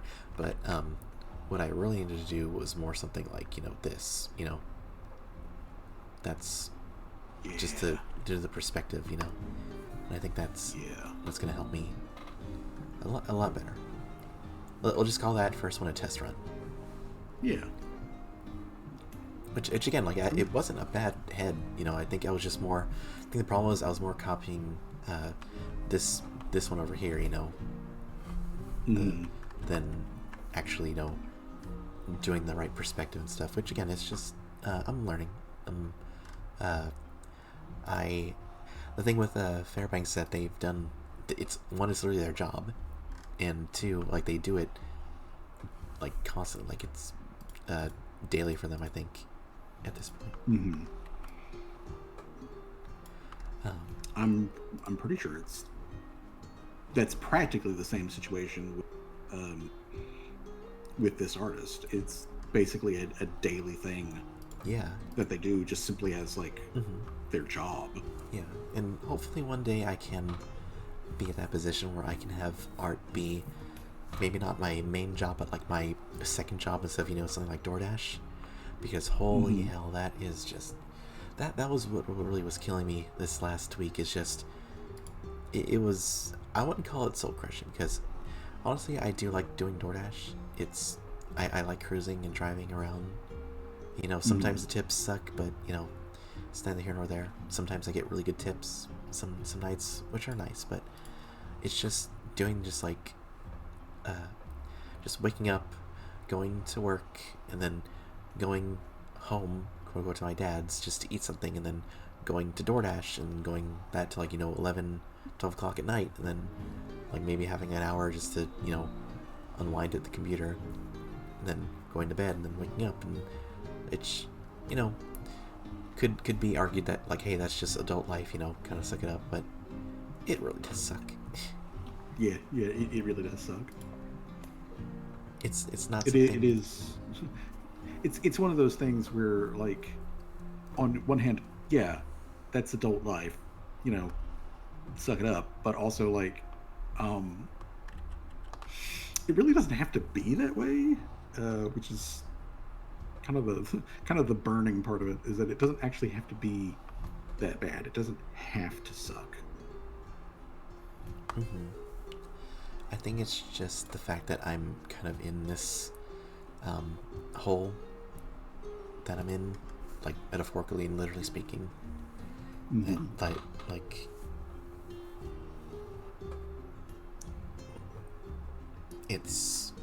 I'm in a bad spot, and I try to stay positive and just like even when like stuff at work is like super busy and I'm just like stressing out. Like I try not to freak out and be like, oh, this is horrible. I'm never gonna work again, because I'm just like it's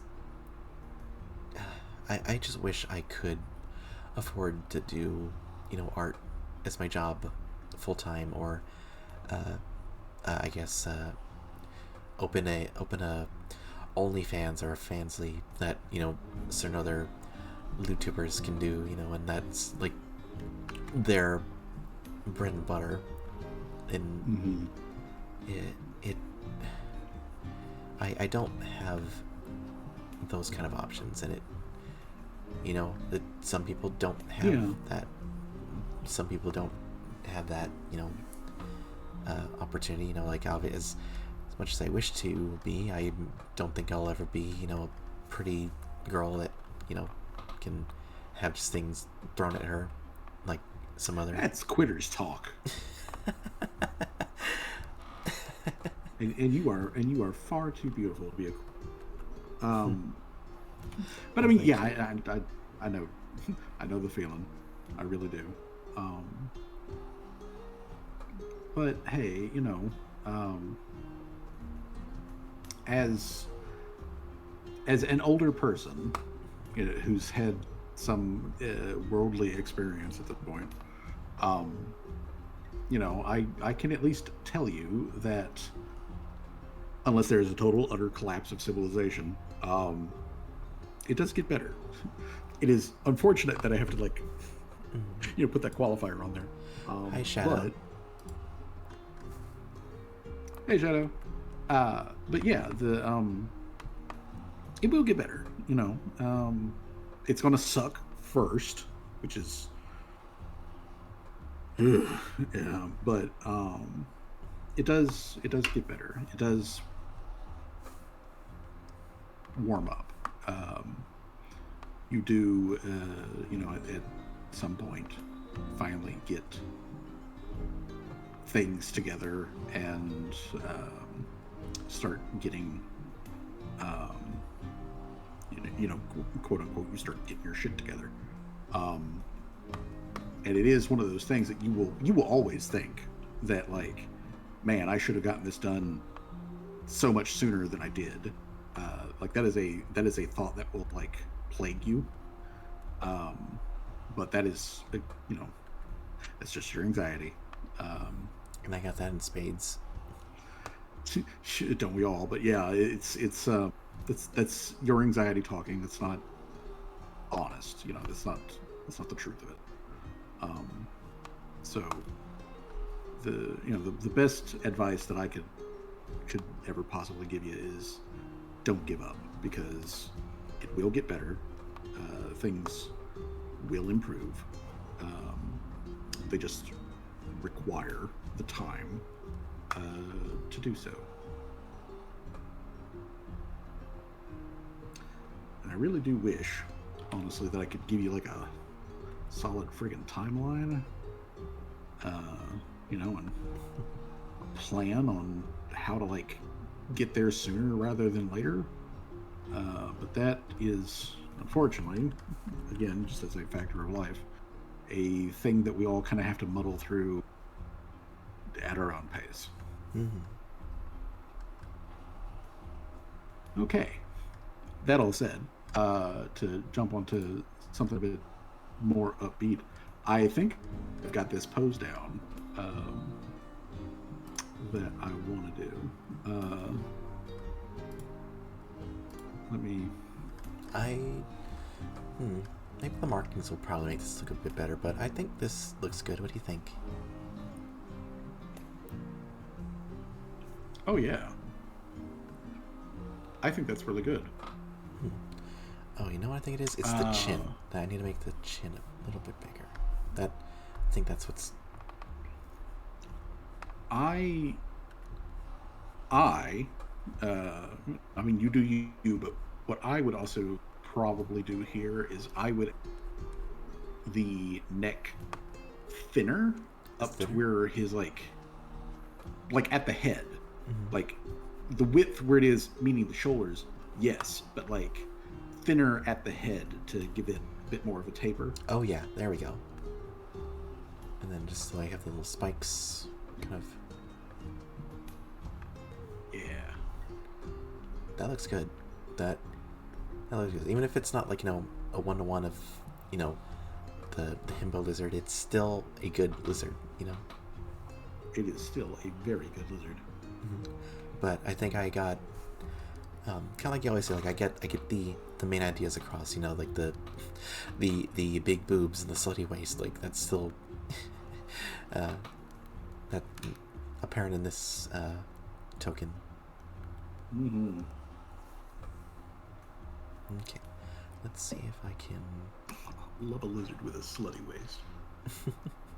Well, you certainly do have a lizard with a grabbable waist. Yeah, there's a lot of waste to grab. That waste just keeps going, and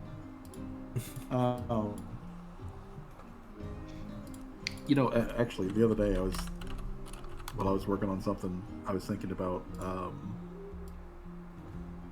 the game tomorrow, and I was thinking to myself of like how I would want Umber to like present herself essentially to the party, because like she has a goal which, technically speaking, doesn't actually involve you guys. Yeah. I mean, you're just kind of there, but at the same time, Umber is very practiced at making an impression, and so like she would probably not let the opportunity go to waste, of like, to formally introduce herself to the party. So then that comes to me. The next question is like, well, how would Umber do that? How would Umber present herself, like to the party? Because first impressions matter, and she only gets one shot at this. And obviously she can't use the same tactic that she used. So as I was thinking about it, I thought it would just be like, man, it'd be so fucking disarming if like during some point, like, say like mid battle with the poacher. Um, like there's everybody hears like the blom or whatever of like the portal opening, and like Umber comes on, and then like have her like come into the room, just gank the kill still the poacher, and then like uh hit the party with like a like finger guns, like, hey, what's up kids, like, because like I have said to you in the past that I have based a lot of uh, preliminary personality, which she is rapidly growing out of, but like her preliminary personality stuff was based off of like old school Demoni. Mm-hmm. And that's what old school Demoni would do. Is that she would come in there with the like, hey, you guys think that I'm like some, like badass epic level adventurer who may be up to like bad shit, and you couldn't stop me if you wanted to, kind of like vibe. But she would come in there and be like self-depreciating like that, and try to come off cringe and awkward. Like that would be that would be the tactic, is for her to be cringe and awkward so that she seems less dangerous, and therefore people are more willing to work with her.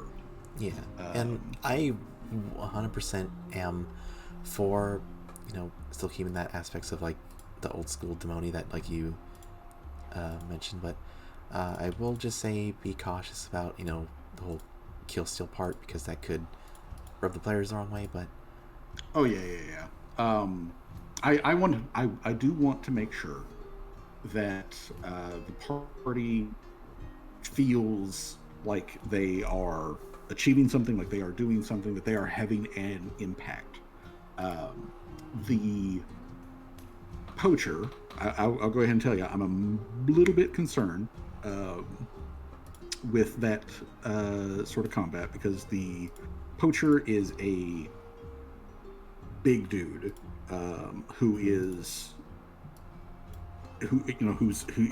big, he's tough, he deals a lot of like damage, if he gets into like hand-to-hand combat with people.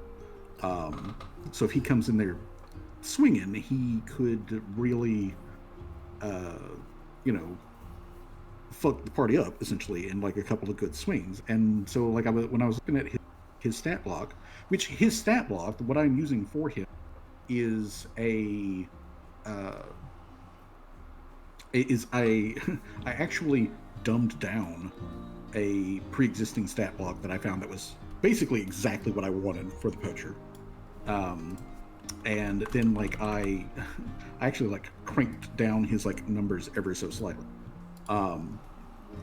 But then the other day, like when I was like thinking about this, and I was thinking about like Umber coming in and how she might present herself and yada yada, I took a look back at the stat block, and I was looking at it, and I looked over the specifically like with his primary weapon, his first attack that he gets, as like whenever he makes his first attack action on his turn,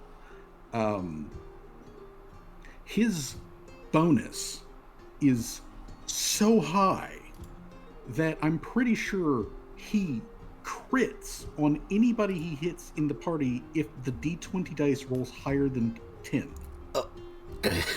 So a 50% chance to crit. Yeah, so it's like a 50-50 chance on his first attack that he crits. And if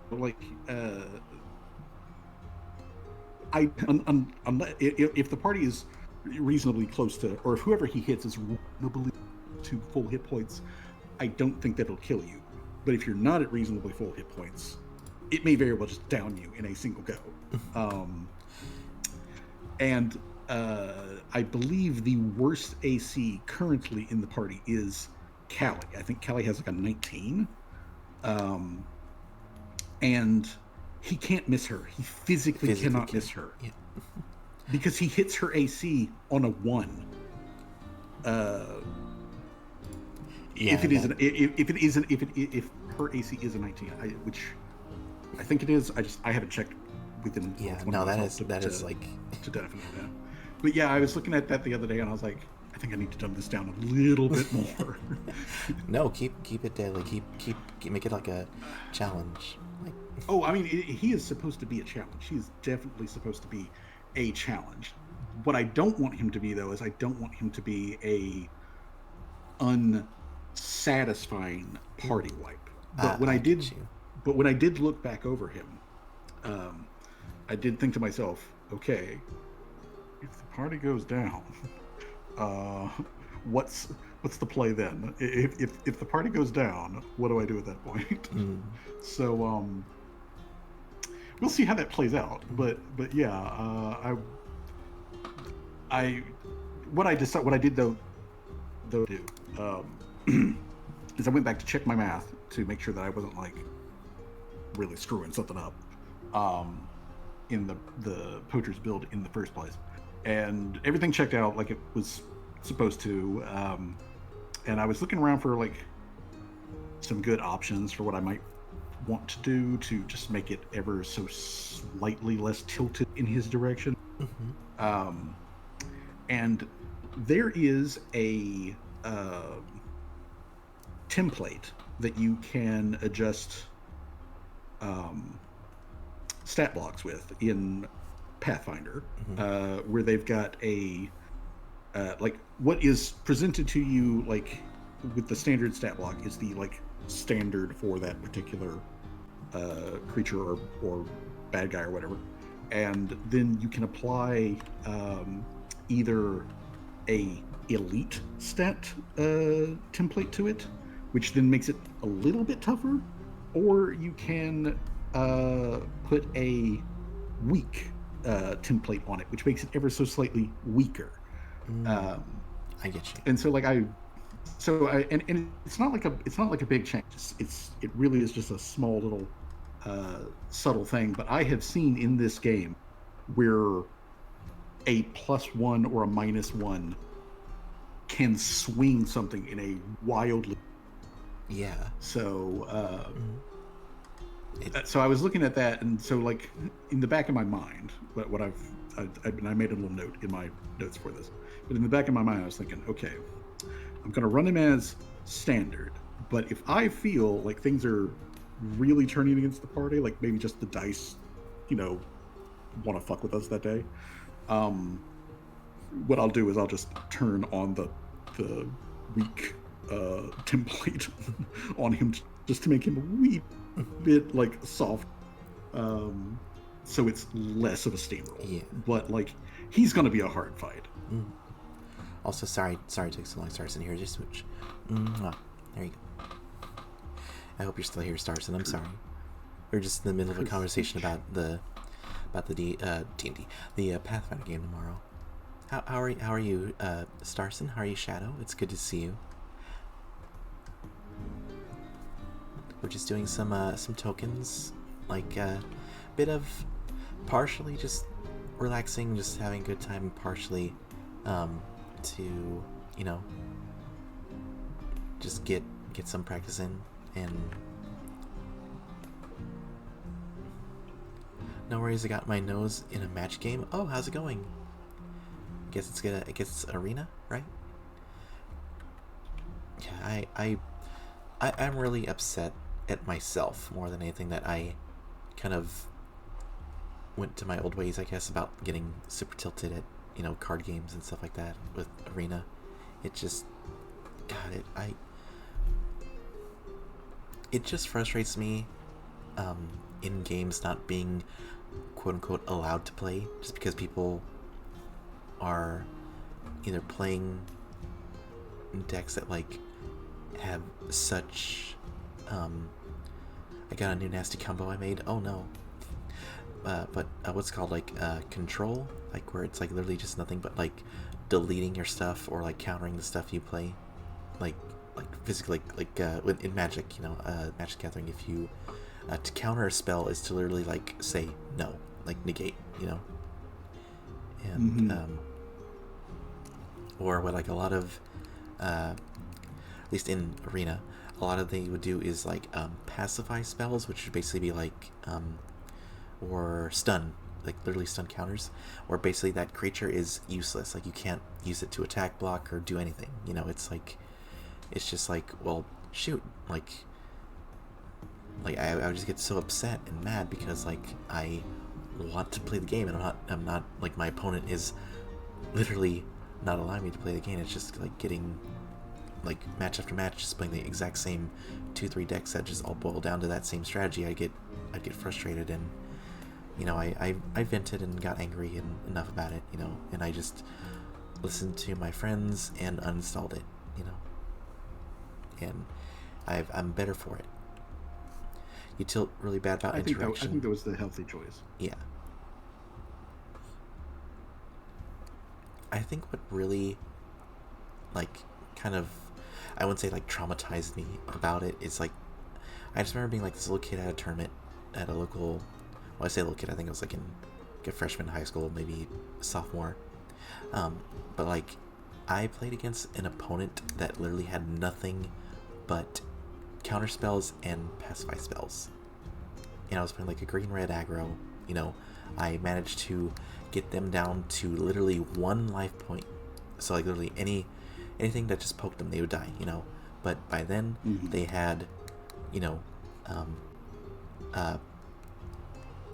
basically built up their castle, so to speak, and like anything else I would try to do at that point, they would just either negate it, counter it, or just remove it, you know. And then they played the only creature of their deck, which was I believe a 2/6 or 2/7 dragon with hexproof, which means that I cannot target it with spells, so I can't destroy it, I can't, you know, shock it, or, like, you know, deal damage to it. And because it's flying, none of my creatures can block it either, even the ones that, even if they weren't pacified, you know. So I just had to sit there for 10 turns essentially for this thing to just slowly ping me to death. And I just remember like being so upset about that, and like having to go outside and like literally just like, you know, like scream in frustration, because that was the most unfun I've had in like playing a game as I can remember, you know, like that. And ever since then, I just hate, you know, control decks, you know. Yeah, I get you. I really do. Like the guy straight up admitted, like, oh yeah, that's the only creature in my deck. Everything else is just counter spells. And it's just like I know there's like it's a rock paper scissors things, like, you know, there you can build your deck to counter that stuff, you know, but like when it's just nothing but that, it's just like, where's the fun? Where's the point in that? I want to play my goofy anime deck, you know. It's all about like something, this big dragon putting a bunch of swords on top of it and like forming a Voltron, you know. It's just like just goofy stuff like that. I want to have fun. I don't really, it's not about winning or losing. It's the fact that I can't even get to play at all that makes me upset. Yeah. And I think I've gotten on enough tangent at this point. Let's go back to the big boobs this lizard. Big booby I think lizards. this is looking pretty good. What do you think? I like it. Also, I think it's nice and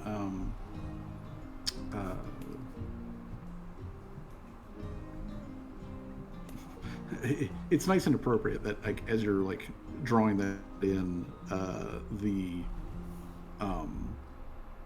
you've got the reference like right there next to it, so the words "big boobs" are like hovering right over big boobs. I didn't even notice that. Yeah. With the Wells Fargo Active Cash credit card, Oh, earn unlimited 2% cash back on purchases you want. You know, like dance lessons. I've been wondering about Spotify. I tried playing it, listening to it on the car while doing DoorDash. I don't know, maybe it's just not my cup of tea. But like, I guess the thing with Spotify is like it just sometimes just plays a random song, and like you can't really choose the songs you want, versus like, you know, YouTube, you really just like look up like, oh, this playlist from this show or movie or game, you know, and just play that, put it in a playlist. Yeah, you know? where it's like where it's got like an autoplay thing. Yeah, I think you have to pay for premium to have that in Spotify. So I was wondering about whether or not, you know, getting that.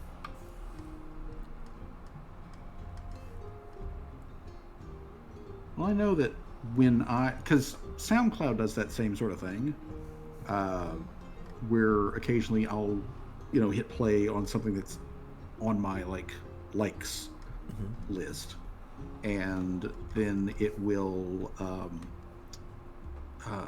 instead of going to what's next on the list, it will play something else that like it says is related to it, or is like similar. Which I do have to admit, in some cases, that's actually worked out pretty good, and I have found new artists and new music and stuff that I like that I otherwise wouldn't have found. So, you know, in that case, it's good, it's beneficial. But sometimes it just changes, and it's, what in the heck am I listening to? What is this? Who thought this was a good idea? You know, like thing. And at that point, then it's annoying, you know. But it can be useful. It can be good. It's just one of those things where I think it's kind of situational. Yeah, and it reminds me of it's a quote from a Code Geass Bridge, but it's like, do you remember iTunes? They gave everybody like a free album, like to promote like this one band. I vaguely remember that. Yeah, you vaguely remember that? Well, they made a reference to that in the Bridge show. It's like, oh, cool, iTunes just gave me this free album. How do I install a free album from my iTunes? You know, it's just like, it's just like, U2, yeah. It's just kind of like, yeah, it's free, but it's like, I guess, you know, like it's not, it's the choice of it. You know, the people like that made people so. Like, I again, it was kind of like an overreaction, just like how visceral people reacted to it. Just like I think it actually sank the band's reputation, which is just unfortunate. Like, yeah, it is unfortunate fallout from that. Yeah, I vaguely remember that, like, having some sort of backlash, just because like a lot of people were essentially just confused by it. Yeah, I think people thought like they got charged for it, maybe. But it's kind of funny but not funny. The fact that I don't know, just we're talking about random stuff. Oop. At my face. Oh shoot, did I save this? Please tell me I didn't save it. Save as. Okay, I did not. Okay. Save as, and it's gonna be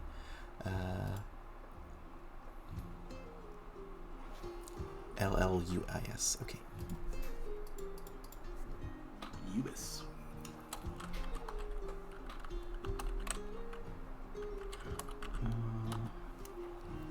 Okay. Let me.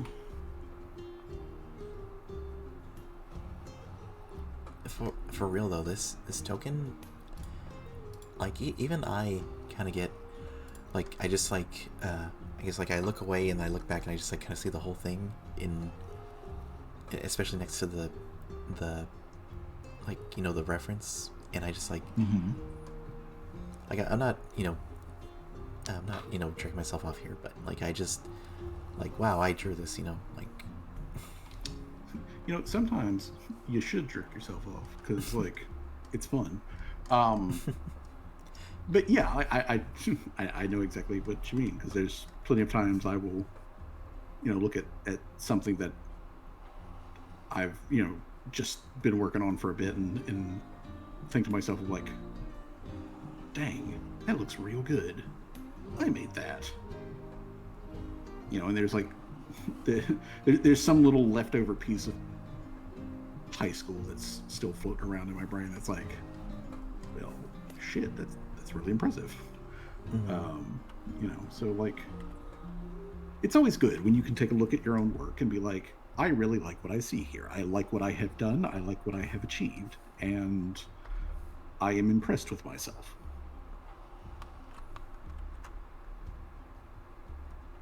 Yeah, I am definitely impressed. And it's not really anything crazy. It's like it's just a really simple, kind of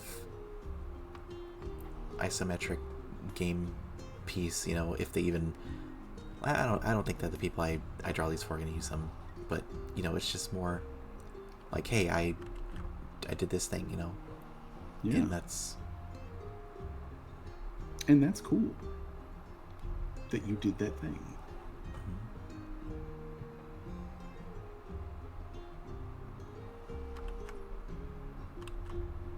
Okay. I think after I finish up the preliminaries for Oda's face here, I'm going to switch over to working some more on the goblin. I think I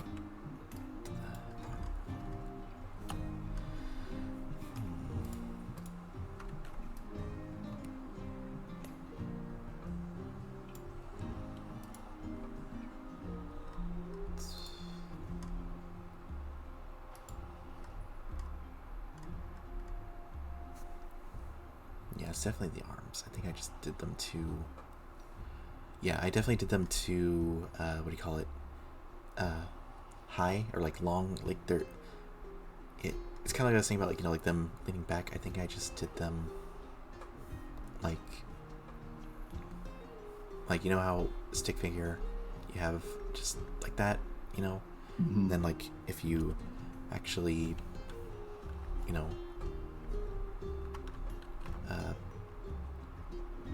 bring them down, it's gonna be, it's gonna look like that. It's gonna distort the picture. But Yeah. it looks more less like how it normally would, like if it would be. Yeah. So I'll go back and fix that. Hopefully it shouldn't be too hard to edit. But yeah, something I think I did need to fix. Yeah, that should be a relatively simple one.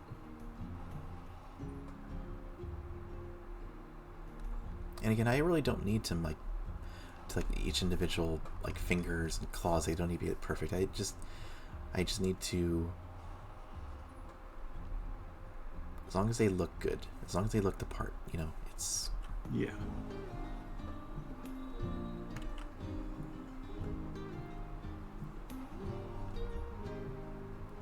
Just rather they have three fingers on their claws or hands, whatever they. Sounds like it's thunder time upstairs. Yeah, I don't like that. It's okay. I'm getting the brainworms. Just need to ignore them. Just keep going. Just keep swimming. Just keep swimming. Okay, the hands more or less like there. Okay, I'm gonna have the one further down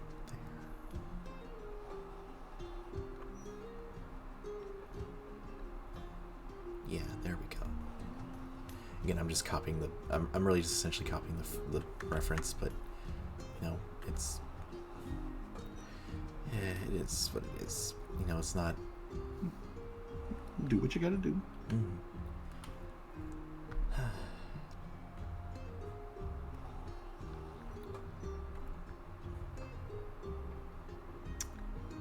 It's one of the great things, honestly, about being an artist, is you don't have to explain yourself with this shit. Sometimes it pays off for you to be mysterious as fuck. When in reality, you barely know what the hell you're doing.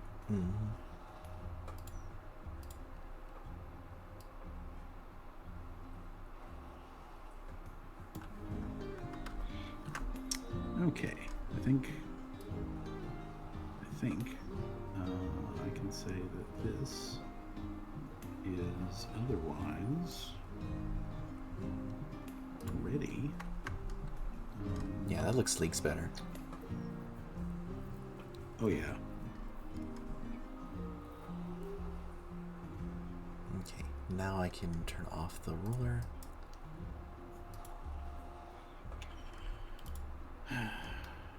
And now always the question when it comes to the short stacks. Is your head big enough?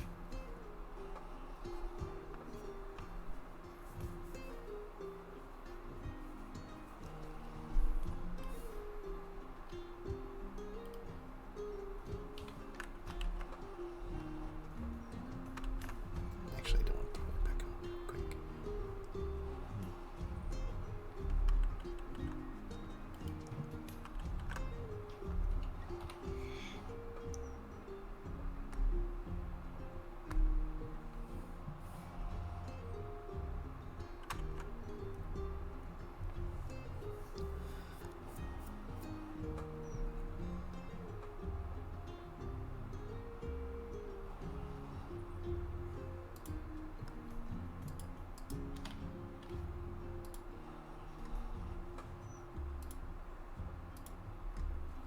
All right.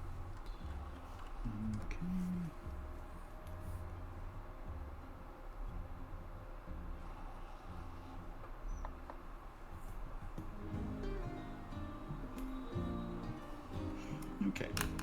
I'm going to call this sketch for St. Patty's Day pose done. Awesome. Alright, so let me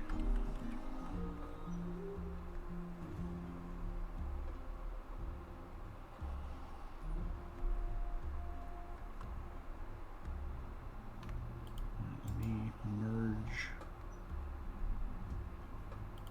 these sketch layers, and then we're going to put in a new layer. We're going to clip it. We're going to take the G pen and adjust the colors on this.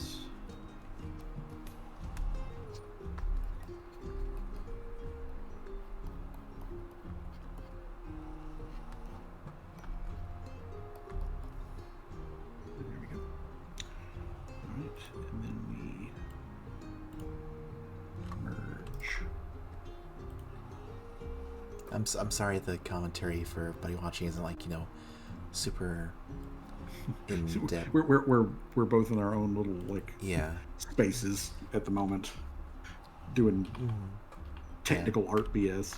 Yeah, Fairbanks is a lot better at, doing the whole, making like a show of it while still being able to focus on their art somehow, Honestly. Yeah, I know. Good for them. I've caught a couple of their streams, and I have to say that is probably one of the most impressive things.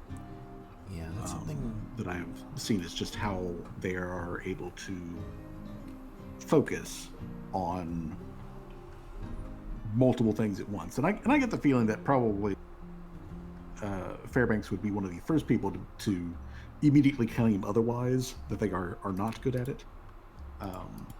But they are definitely better at it than I am. Yeah. I really think that that's something that's like, I wouldn't say holding me back, but like something I definitely need to work on as like a content creator and streamer in general. Is just that, being able to like entertain, and that it's, I think that's what's really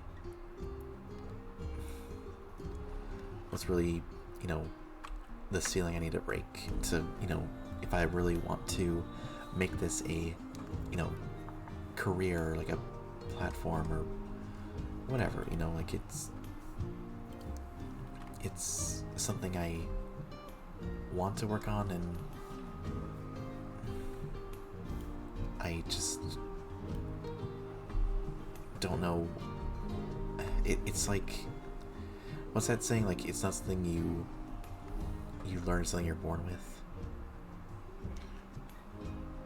Yeah. Although my counter, in most cases, you're not born with it. Art is a learned skill. It is a thing that you can practice and you can get better at, and I believe that it is also that is primarily also true for conversational engagement and stuff like that, because that's really what we're talking about here. And I know because I know because I've seen it from a lot of as kind of like a talking point, and I can totally understand it. Is if you're not in a group chat call or something like that, and you're streaming by yourself, you're basically just talking to yourself in a room.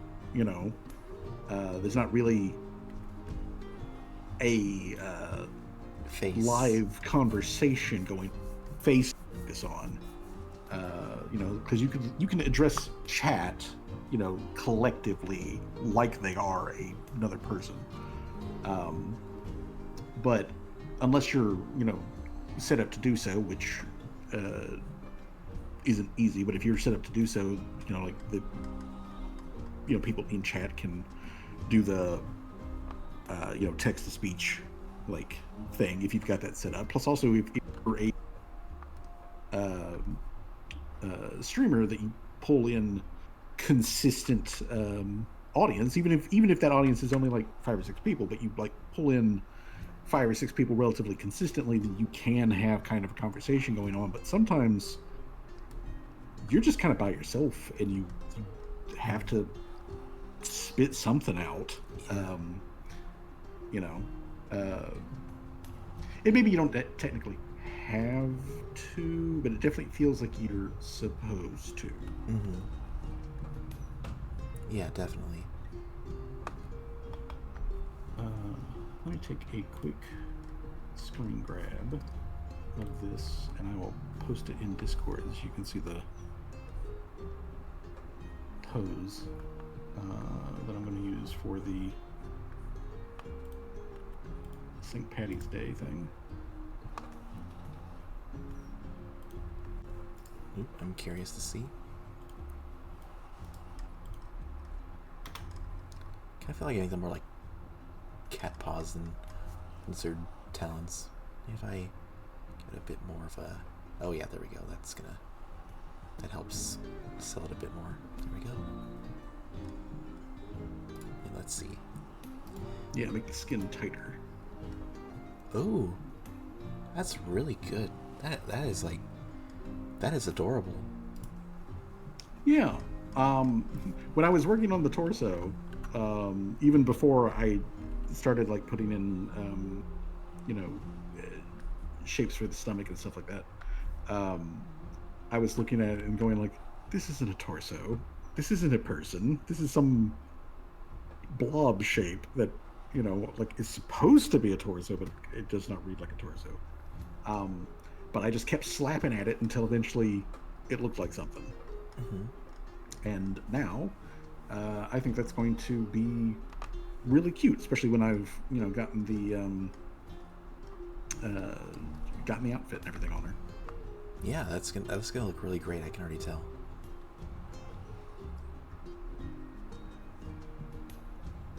But now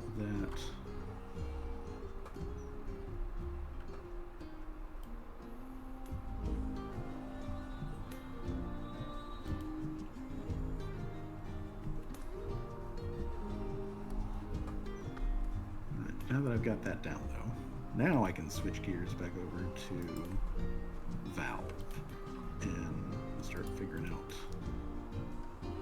more stuff about the new Goblin.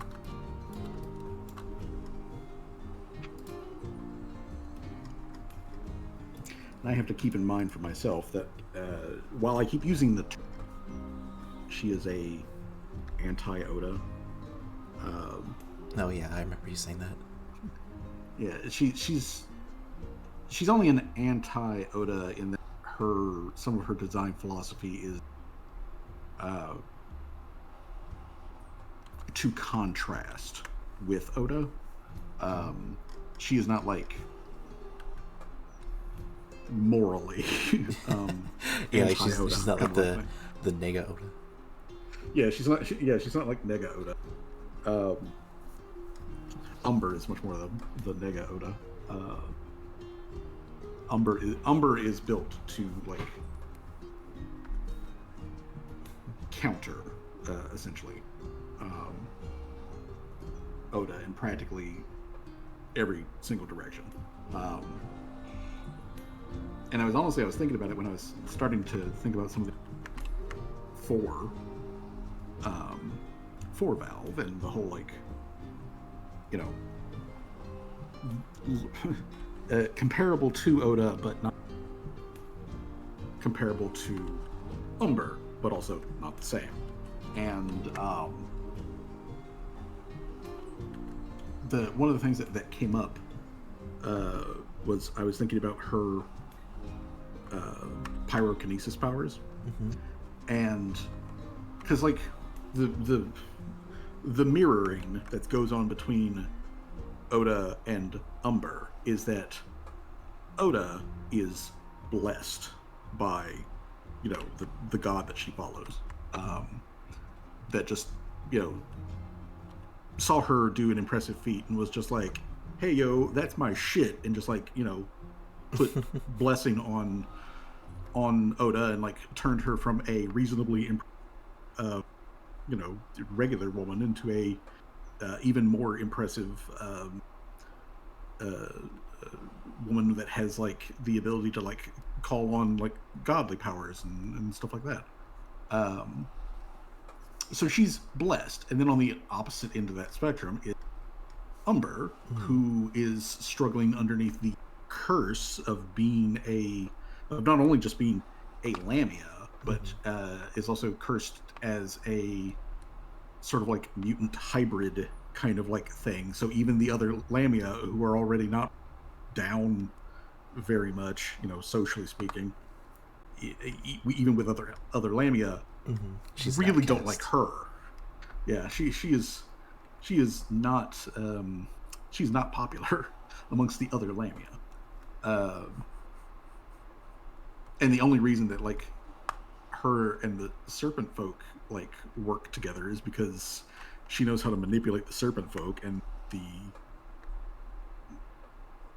the serpent folk are actually quite easy to manipulate, like what their particular keys are, essentially. And Umber is just simply capitalizing on that. You know, but because she's otherwise not related to them in any other way. Like they share visual similarities, but those are like skin deep. So, but she's cursed, and then Oda is Valve. I decided that it was just simply something that she was born with, and it's been a natural part of her for her entire life. It's a thing that's hereditary, shows up in her family line again and again, and it's like normal for her. And as I started thinking about also along the lines of, is she an active adventurer? You know, like what does she do in her like day-to-day kind of like thing, as I'm starting to kind of put those pieces together. So I went with her having just inborn ability that comes from a hereditary line, you know, in her family. So it's completely normal that she has this elemental connection with fire.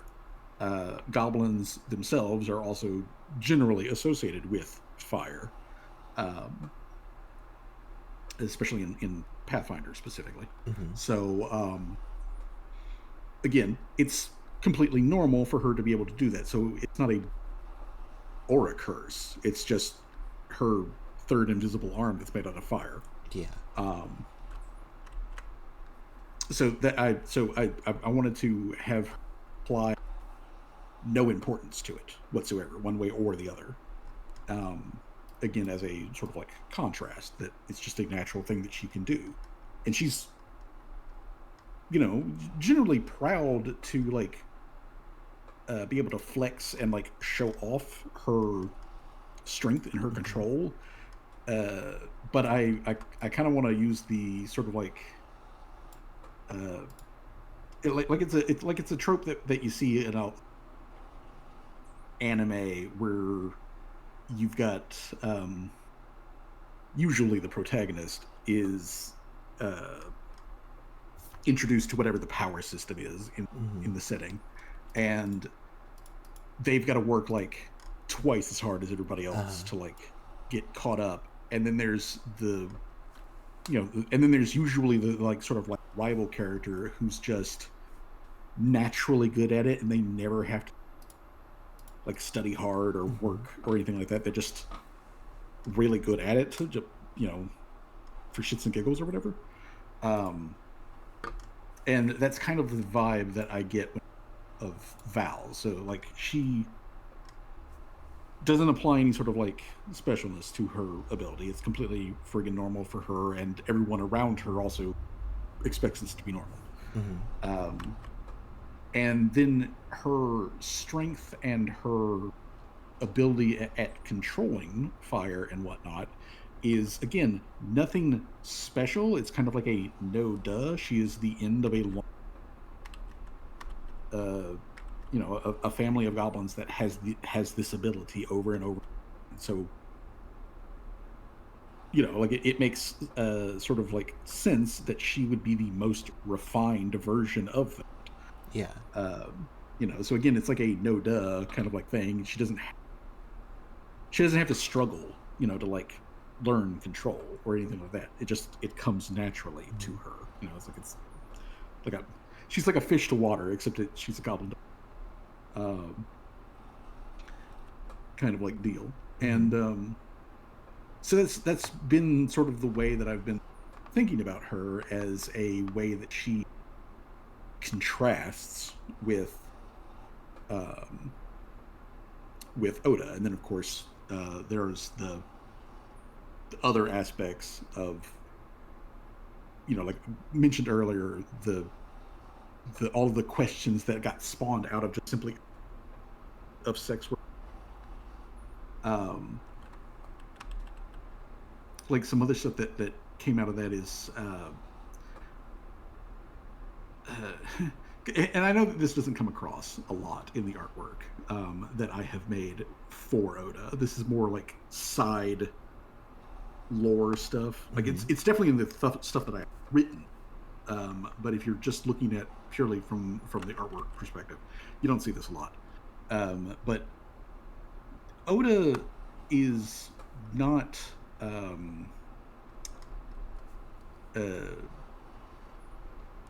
like she doesn't like flaunt her beauty or sexuality in any sort of way, in any sort of like public sense. Like once the doors close and she's in her personal chambers with the people that she cares about, then yeah, sure, like the gloves come off and so do the pants and everything else. And she's the happy-go-lucky, not repressed in any sort of way, sexually, character that I have otherwise portrayed her as. But part of the thing that doesn't really come across is that when she's in public, she has very much this whole mentality, because she is blessed by a deity. She is supposed to stand to a higher standard. That she is supposed to be a like hero, so therefore she has to like apply herself in the way that a hero would. Of course, her internal definition of hero is the kind of like storybook hero. Yeah, the art type, as opposed to more of the like dirty reality of it. So Oda tries to be that shining beacon, in her public, facing self.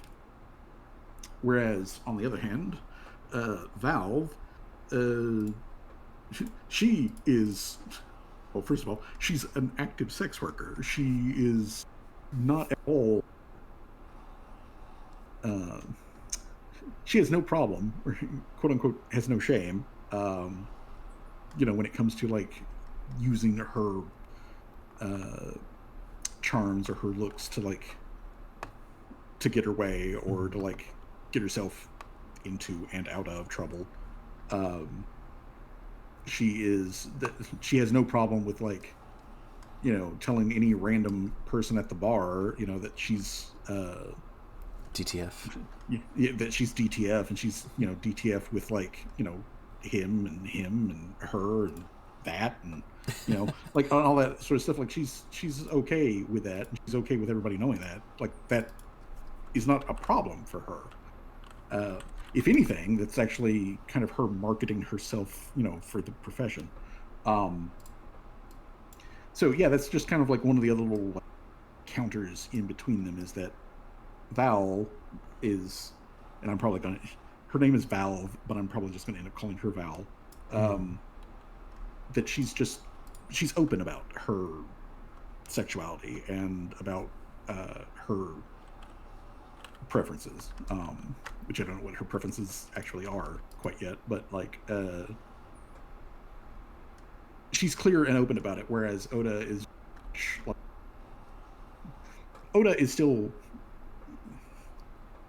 kind of a closeted slut when you get down to it. That's one way to put it. Yeah. Yeah. She's kind of like a closeted slut. And I say that affectionately, much in the same way that I would say that Val is a whore. Parentheses, affectionately. But she's not closeted. That's the big thing, is that Valve's not closeted. Oda is closeted. Umber keeps a very like firm like line of separation, public and private self. But even on both sides of that, it if Umber is dealing with somebody she'll make that clear to them. If she's what? If she's DTF with somebody that she is dealing with, she will make that clear. Oh yeah, like she did with June. Yeah, like she will just come right out and, but like she did with June, though, like it would be a matter of a fact, like the way that she would do it would be in a matter of fact way, or in an aggressive manner. Oh yeah, I think that's definitely the word to use, aggressive, that she had with June also. Yeah, like aggressive, like bordering on a threat. And I could not say with a straight face that as but yeah, that's kind of like the difference, the spectrum between these three characters. Is Oda's private and public face are very different from each other. She tries to keep them very separate from each other, and she is constantly concerned that she's going to get caught slipping at some point, and everybody's going to find out ostracized. That she'll be ostracized or shamed or something. That's part of why she has strong anxiety in structured socials, because those are when she feels least in control, and when she feels like first of all, she's a cleric. She knows that the universe and like the gods all have like a weird fucking sense of humor. So like if some deity was going to like try to pull the rug out from under her, they would wait until she's literally standing on to do it. so from her perspective, that's that's when she's most vulnerable, is in those situations. There we go. And she really does not want to be caught slipping like that. Uh, she's becoming a bit more like comfortable with the fact, that she prefers larger lovers, and that she also, uh, like she's basically having like a bisexual awakening kind of like thing going on, which Boer is really like pushing. Um, and of course, also she's found out that like she's actually very happy and comfortable in a throuple situation between her and Tommy. Um, and part of what I do want to show in artwork and other writing that I do, um, is her kind of like coming to grips with that, and getting a bit more comfortable in her particular. I mean, good for her, honestly. Yeah, Like, good for her.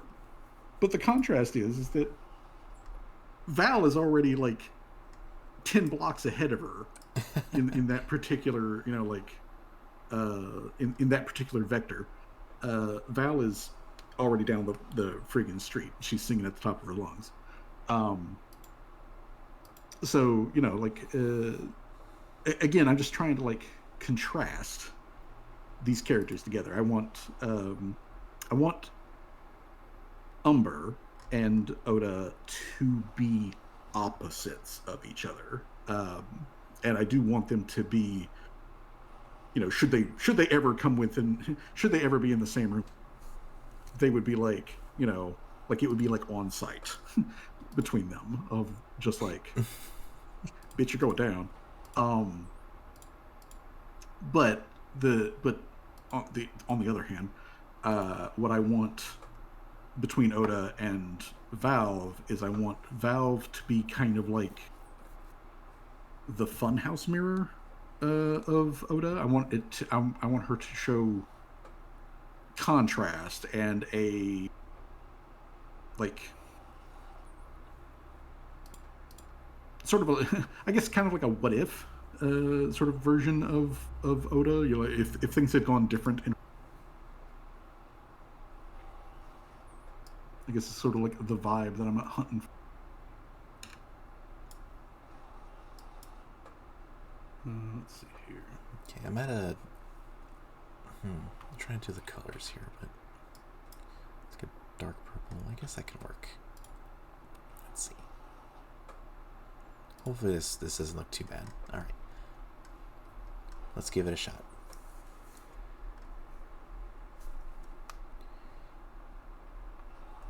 Oop, I'm in the wrong layer. Oh, I'm on an eraser. Alright. I have done that too many times. Go in to draw something and nothing happens. I'm like, what the hell's wrong? Oh, I'm on the eraser.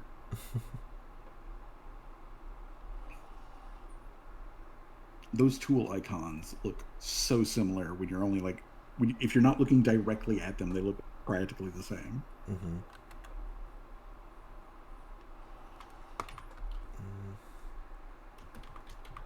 Okay, it's like behind the eye. It goes down to here. They kind of have like mascara on when you think about it, or look at it. Yeah, I mean, kinda. You got the like darker scales around the eye, which would help with glare, but also from a artistic point, it really helps to define where the eyes are and the like forehead ridge is. And then, unfortunately, can't show the all the way around the neck, but I can at least go to, looks like about here, and then it kind of has like a little, I call it like design, or like a little kind of curve around.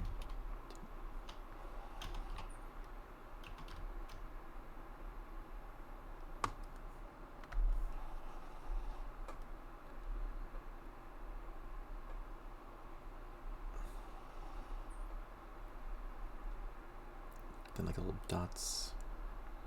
Just one a little bit bigger than the rest.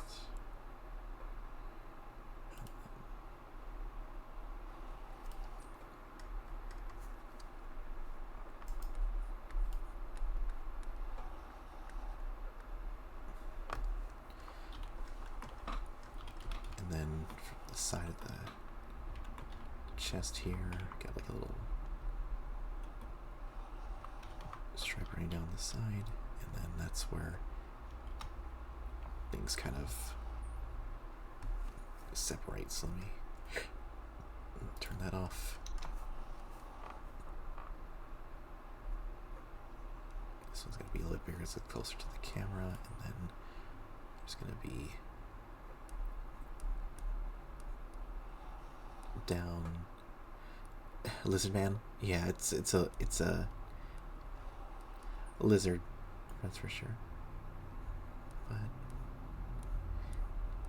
it goes down to here.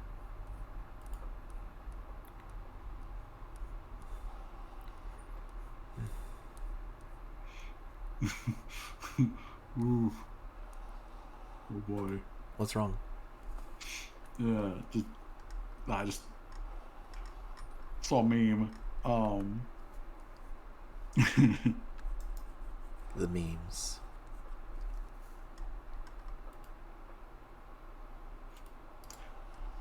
It's one of those memes that makes you think, but doesn't make you think about good things. Oh no. I mean, it's not bad. It is not. I'll put it in the general server, under the not safe for work memes. Not that there's any like nudity or anything with it, but All right, content alone. let me check it out. Let me see what you posted.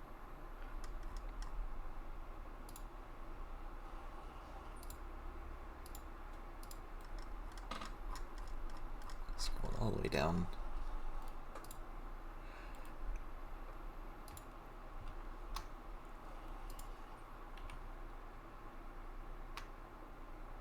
Oh God.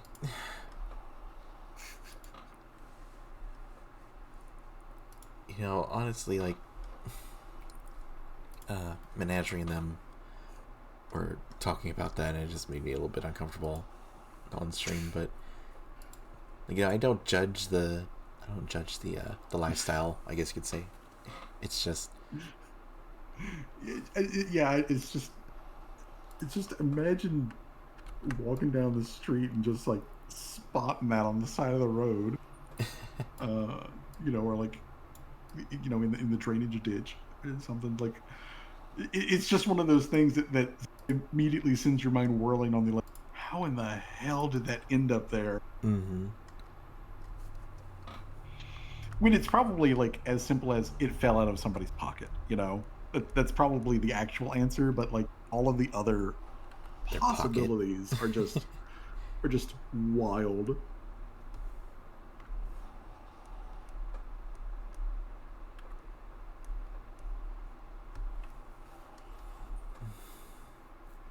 I don't know. I'm not really feeling this one too much. Not that it's bad, but I just feel like. Well, if you're feeling like it's not really working for you, then now would probably be a good time to save it and maybe switch to something else. Mm-hmm. I'll always come back later and take a look at it and see, like, maybe if I made this change here or this change here. Yeah, that may be a good idea. Let me just try to keep going, I guess, and just to do one last thing here, and let's see if it makes it or breaks it. Get him on the eraser.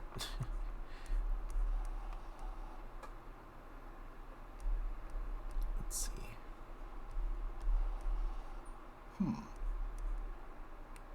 Yeah, I really don't know how they do the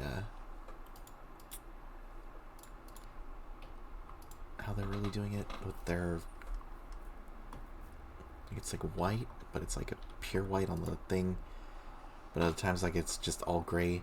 It's again, if I could actually show the pictures, it's and like then some on some of the pictures the stripes or whatever print they have is like purple, and this one it's like gray.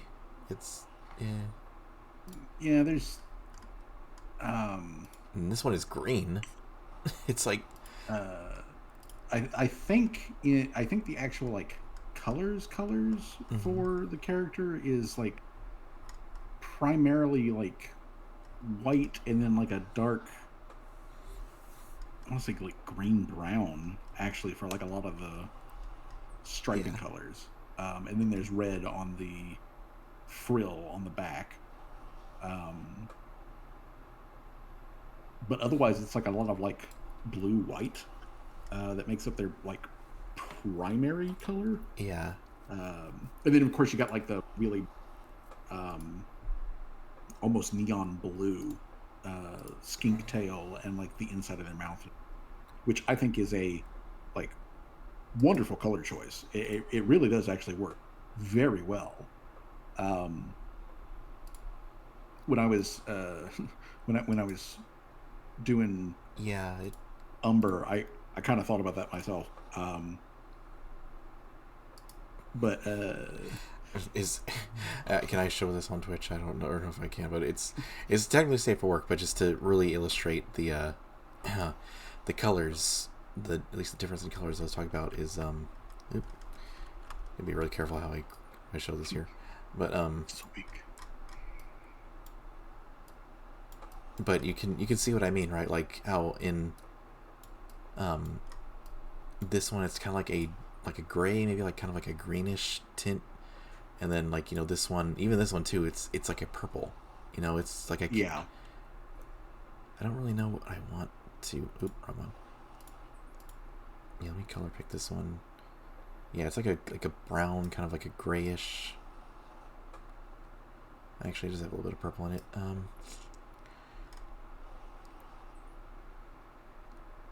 Yeah, it's again like if they just had like a flat like reference sheet that actually had like, hey, this is the color swatches, kind of like with Melissa's did. Yeah, I want to say that there is one, but like it's probably buried so deep somewhere on their like Twitter or wherever else they put their artwork.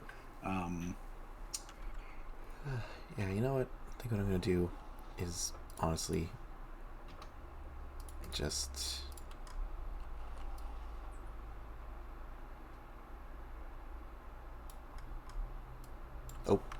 not that way. Yeah.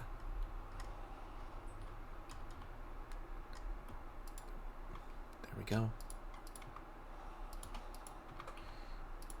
I mean, even if it's not entirely accurate or not, I don't know. It doesn't have to be one-to-one, to be honest. I'm just trying to make it look right, I guess. At least for me.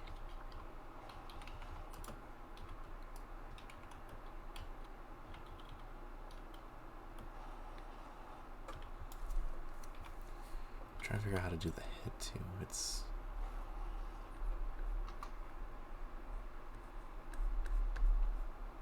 me turn off that. I mean, it does look good. It does look like a good drawing of them, but it's like, I don't know, just like something like that one thing you can't figure out is off, and it's just getting on your nerves. Okay, looks like it kind of cuts off at the top of there. I hate that.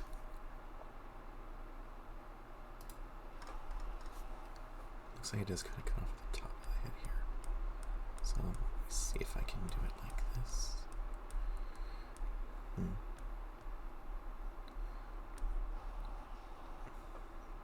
I don't know. What do you think?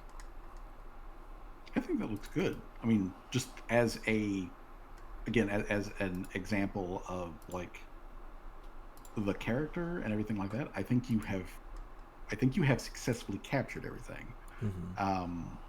But like, I agree with you though that purely based off of colors and whatnot, it ain't popping. Yeah. At least not yet. Mm-hmm. Uh, Actually, real quick, go down to your background layer and Background like switch your background. Yeah, go down to your background layer and just switch it to white. to white, like pure white. Yeah. Um, yeah, switch your background layer to pure white. Because it again, this could be a contrast thing. Maybe.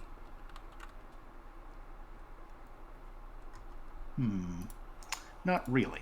That does pop ever so slightly more. So I think the background and the gray that you were using on the figure were kind of muddying the waters a little bit. But yeah, it still doesn't pop. Uh,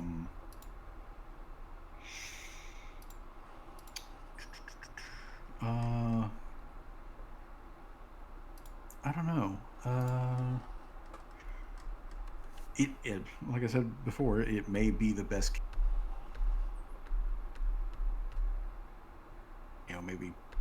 Maybe set it aside, work on a different one, and then come back to it later. Yeah, that may be the best thing to do. Yeah, I'm just not feeling it. Oh well, it's okay. Yeah, it is okay. It exists, and you can come back and edit it later and make it fit into the shape that you want it to be.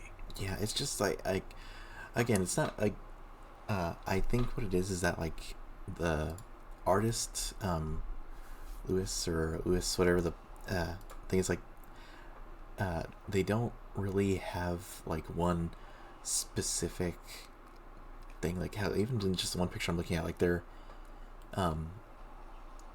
the way they draw it is like in so many like different like styles and hues and stuff.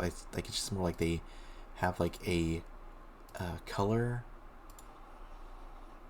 swatch or like color, what do you call it, like they like obviously like they have like, you know, like the like very light kind of cream colors for the lizard, you know, but like kind of like how I showed, like, you know, there's this one and this one are like very like kind of like bluish or like cool colors, you know, like purple, like grays, like even like the blues, you know, and then like this one has like it's a lot more warmer, like, you know, there's like these ones are like, you know, they don't look like they're like a lot of well, that one's kind of green, but like you know, browns and Yeah, like very it's like you're fishing through multiple rendering. yeah, renderings, that's what I'm talking about. Yeah, so I mean it's not Yeah, like trying to find the base tones. yeah, by all counts it's like it is correct, but it's just like off slightly, and that's really what's messing me up. And I guess it's because of the colors not really being like one specific one. Oh, thank you for the same. I'm sure I'll figure it out. I'll figure it out eventually, but yeah. Yeah. Let me just go ahead and get started on another one. So let me open up the mannequin.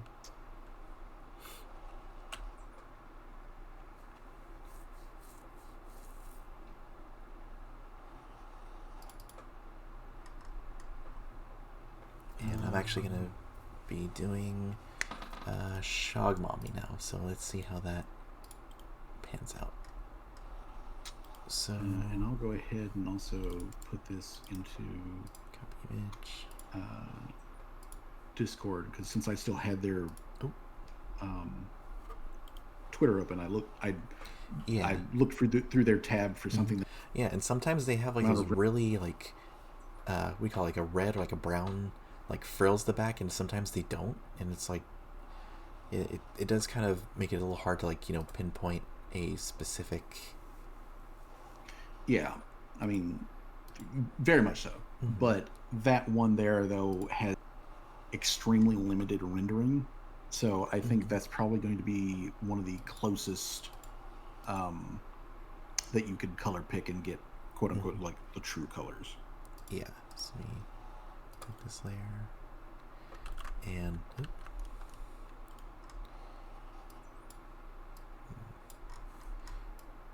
gonna figure out how to do this one.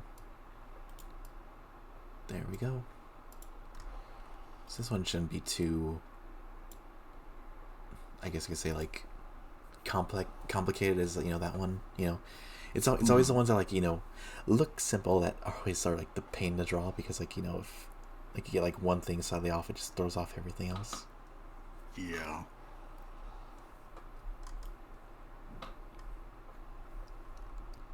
But at least with That is, Shog, that is quite the splash of colors, though. Figure. Yeah, they. Who is this one? I don't think I'm familiar with them. Shog Mommy. They actually rated me one time. I was doing. I actually think they rated us when we were doing like the Pathfinder characters on stream. You remember? Oh. And that's actually how. Oh yeah. Yeah, that's actually, they rated us, and I'm like, oh hey, cool, thank you for rating me, and I dropped them a follow, and you know, they're actually pretty cool. I was lurking in one of their. They were playing a Pathfinder game the other night. I was lurking in it. They had like a really cool animated map. I was asking them how they did that. They were just a player though. They weren't the DM, so I think I'd have to ask them. So yeah, rambling aside. All right. How do you spell their at on Twitch? Actually, just go ahead and give them a shout out. SHO. Let me make sure I'm doing it right. Sean. Yeah, SHOGG, Mommy, and I'll just do a shout out right now. Shog Mommy. There we go. Did it work? Oh, not exclamation point Shog Mommy. Exclamation point SO Shog Mommy. All right. Yep, they were last playing Pathfinder. Okay. So, they literally have actions for pretty much everything. Wait, we can buy a Because house. I am At some point, you guys will be. interested in My only goal is to get one platinum coin. checking in on other groups Considering that that is 10 gold, play you're not Pathfinder. far Yeah, the last session they put, like they off. So you're at a the platinum. last stream they did that I was working in, it was their session Yeah, 1. congrats. So you, boss. be a good Not me. well, I mean, again, they're just a player in there, so it's not like, you know, they're Going to find them all. Time Yeah. to Ruxfall, I'd recommend only like boss dies. just like their streams if you want to like check out their content, which I And that's why we didn't would hear much recommend about 'em in the everyone books. do, because they are a super cool VTuber. The quest for the coin is Very Yeah, very they've got, and yeah, and I see a lot of like content here, and they are I'd say a medium-sized VTuber. I don't know.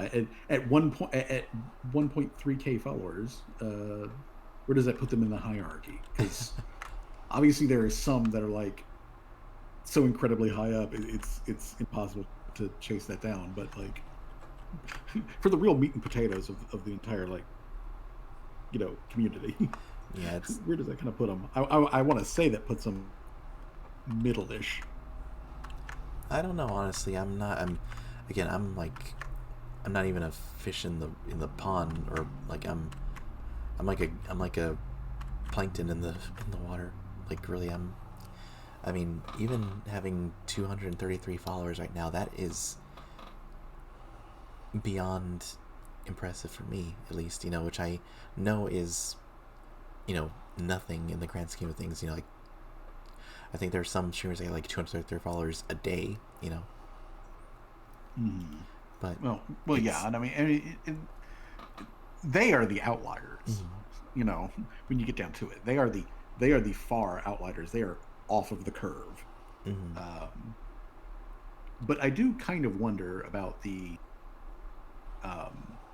general community, kind of like how that shakes out. Because you know, we always like to point at those outlier ones that are doing just like amazing, you know, numbers in one way or another, because they are inspiring. They are very cool. yeah, You know, and the vast majority of them, quote unquote, deserve it. However you want to like shake that out. But it does unfortunately put so many other extremely talented, very good streamers in a shadow that is very hard. And so, like, I do kind of wonder, like, if you're, in the thick of it, in the community, looking at creators, what is average? What is quote unquote normal? I would be interested to know what that data is, and I'm sure somebody somewhere told that. But I do wonder. Let's see here. Okay, they do have a Twitter. Chalk Mommy. Okay. There we go. I think that's more or less the pose in the reference. All right, so let's see if I can. Yeah. I would say so.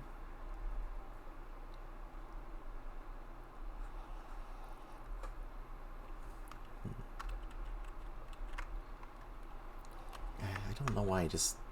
I'm never happy with my lines. They always look like so crunchy. And like whenever I see people, sketching, I always see the lines just like look like smooth like that, and then like I draw it and it's just like, just like really rough like that. I'm just like, what am I doing wrong? What's the settings I need to change? Yeah.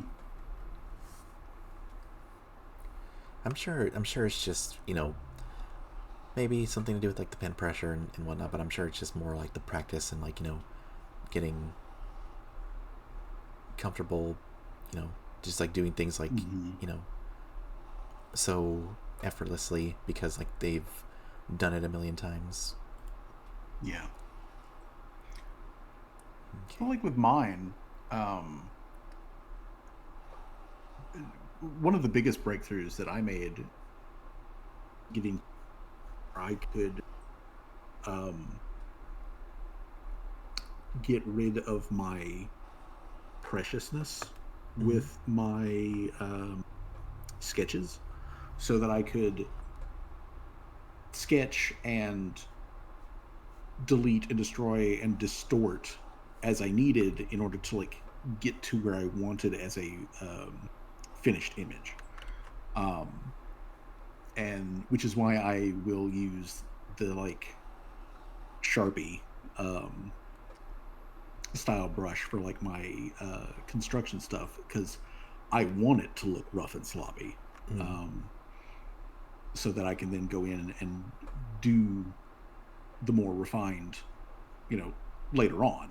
But by allowing myself to allow my lines to be sloppy and not, care so much, it has allowed me to get so much more sketching done. It has a lot faster, and it also has done a really good deal of reducing those points where I feel like I'm doing poorly or just not achieving what I should be because my base sketch lines aren't perfect right out the gate. Yeah. So that's and that is still so it is a thing. It is a something. Okay, what was I going to draw Val doing? Now that I've done a couple of sketches of her, I need to draw her like doing something. Honestly, I think I'm really nailing this. Like, not again. Like, this is just like the very rough sketch, but I mean, dang, I think I'm really getting the idea or like the pose down. Yeah. Again, this is part of why having a template helps so much because I can literally just distort it and twist it and like like with the hand, you know, like I really, it's not really super detailed or anything, but like, you know, like I can just twist the arm, you know, even here, you know, like the elbow's all, you know, broken, you know, here, but I mean I can like, it really just is a guideline for me to, you know, go like, okay, so that's where the shoulder's going to be, that's going to lead down to here, and then the elbow is going to stick out here, and then the arm, you know, obviously the top overlaps here, and then the bottom is going to overlap there, you know, it's, Yeah. and then the hand is going to come around here. It's just more of a guide, not anything. But that guide is important, and that guide really helps. Yeah. So, you know, like, that's like as I keep saying, you're doing really good, and you are like busting out these poses, and yeah, sure, you've got a, which you made, you know, that's speeding things along, but you're also, you know, like, you are right now enjoying watching yourself create something, you know, and you're kind of like sitting there at that like point of wonder of like, this looks so good. I remember times in the past struggled so much to get half of this quality, and this is just a sketch, you know, like exactly. that kind That's of like exactly thing. what I mean. Like I remember sometimes where I would, you know, not have anything, just literally be at, you know, like, say I'm just here, and like, okay, I have this pose, okay, I gotta draw the head, and then like, okay, the body is like a this, you know, and then it's just like, then I just get so hung up about, you know, having to pose all the things, you know, and I just get so worked up in, you know, doing it, and I am, because you can say like, not frustrated, but just be like, it takes like all my energy just to do that much, you know, and it's like not even the sketch, you know, like where I get so focused on all the details when it's not even anything that's gonna matter, you know. Yeah. Which again, you know, and these aren't really super complex drawings either, you know, but it is nice to have the template, you know, because I mean, especially with the funnily enough, one thing I really struggled with a lot is the knees and like where to place them, like, you know, how to, you know, really get them to look right, versus now I have, you know, I literally just go, okay, this is where the leg ends, like, or the thigh meets the calf, you know, that's where the little ball joint, quote unquote, is, and I just boom, and it looks good. It looks like, and you know, that's only helping me, you know, just understand, okay, this is how it's supposed to look like, you know, and then say later I'm just drawing a leg, you know, just like you know, like it is on like its own, you know, and I know like, okay, this is where the knee is and all that stuff, you know. I'm getting all rambling again, but it's But just good yeah, I practice. mean, I know exactly what you mean. Practice. It's all good practice. It is a it is you, you know, seeing the actual like fruits of your labor. You know, it is you seeing and like feeling the work that you have put in to get to this point, and you know, mostly subconsciously, you're comparing it back to previous stuff that you have made, the actual experience of making it in the first place, all that sort of stuff. And you know, you're comparing and contrasting it, and just you're essentially you're surprised and or shook by the results of like, this feels easy. You know, even to which sadly that also kind of like feeds a little bit into imposter syndrome stuff, where you know, you'll start thinking like, is this cheating? Like, this feels so easy, it feels like I'm cheating. When it isn't. You're not cheating, you're actually just applying all of your skills that you Yeah. have built. No, if anything, I think I worked hard on the template in, like, then, so that way now it's easier for me to do it, compared to then. Yeah, and it really shows that you worked hard on that. Yeah, like again, I'm not trying to jerk myself off or compare or say I'm better than Banks, because Banks is without a doubt the better artist than me. But one thing I do like that I did with the mannequin is this kind of like I wouldn't call it like an indent, but like the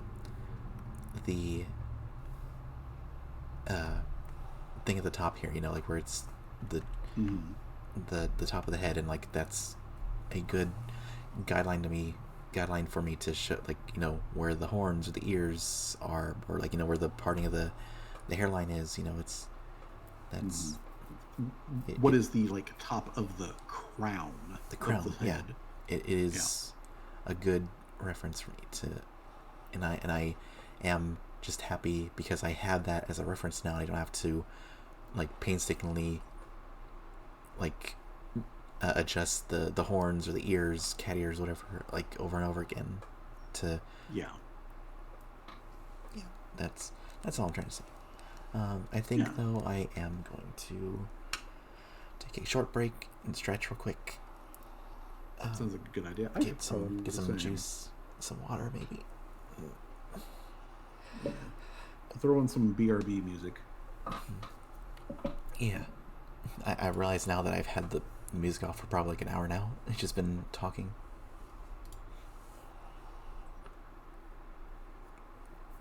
But hopefully, I think what I'll do, I'll get back, I'll sketch out the base for Shog Mommy's thing, and then I will move on to the last person I wanted to make a token of, and try to sketch them out, and probably call it a night there.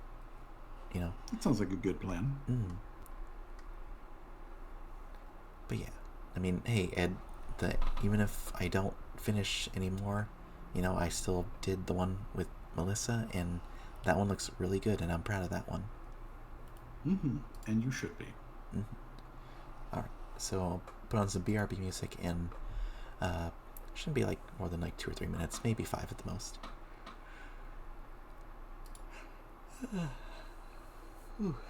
I guess I do need to get some blood flowing.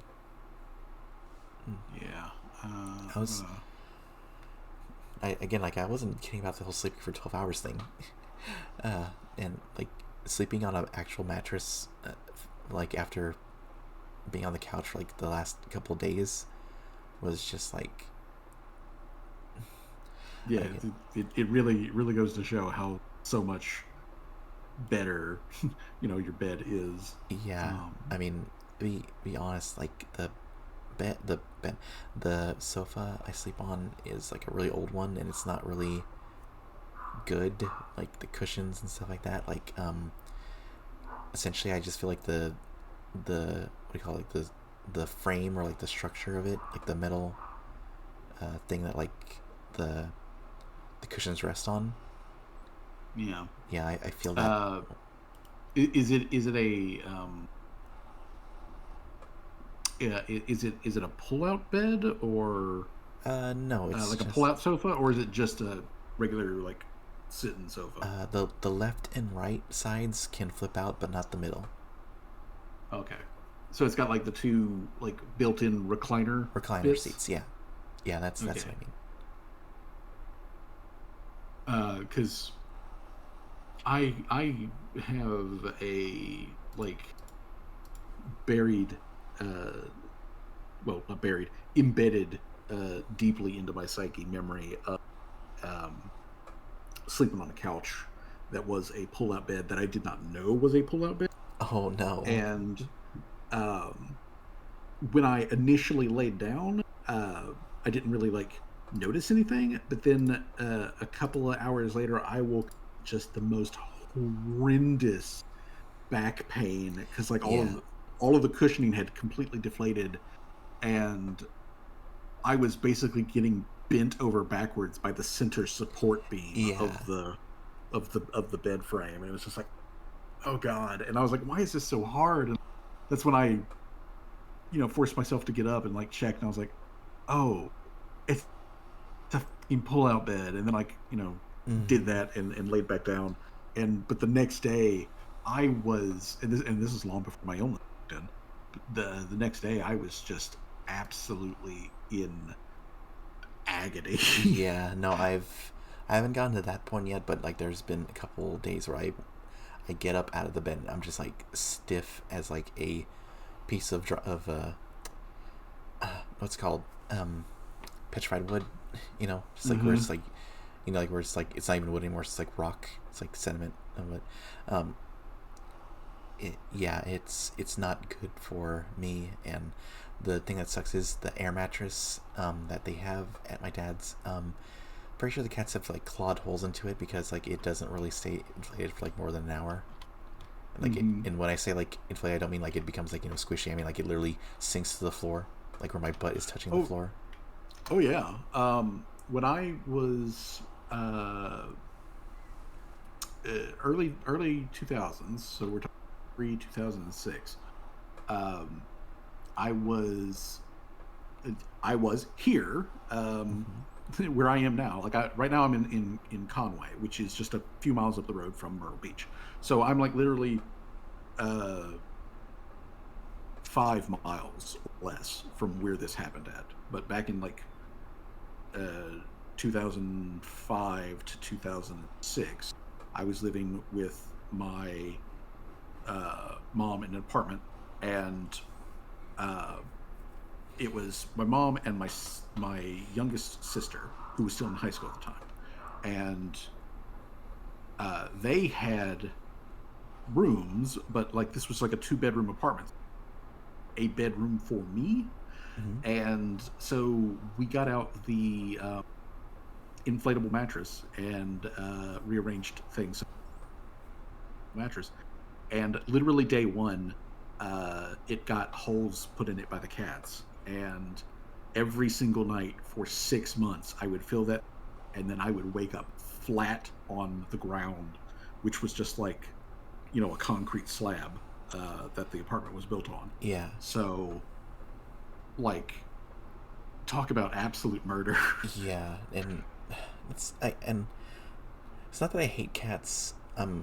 Like they're cuddly, they're very cuddly. Also dogs are, but like, I really, I mean, owning a pet is a lot of maintenance and effort. Like it's a big responsibility. They say that for a reason, but like. If I had to choose between a dog and a cat, I would pick the dog, just because dog at least is gonna, dogs don't break stuff, but like they're not gonna like rip tiny holes into everything and like shred things to ribbons. Dog, they're gonna chew the corners of the wall. Yeah, as soon as they're not puppies anymore, that'll be a thing that you don't have to worry about. Cats, they got murder mittens their entire lives. And also they just really love knocking shit over. So oh yeah. And the zoomies, my god, the zoomies, they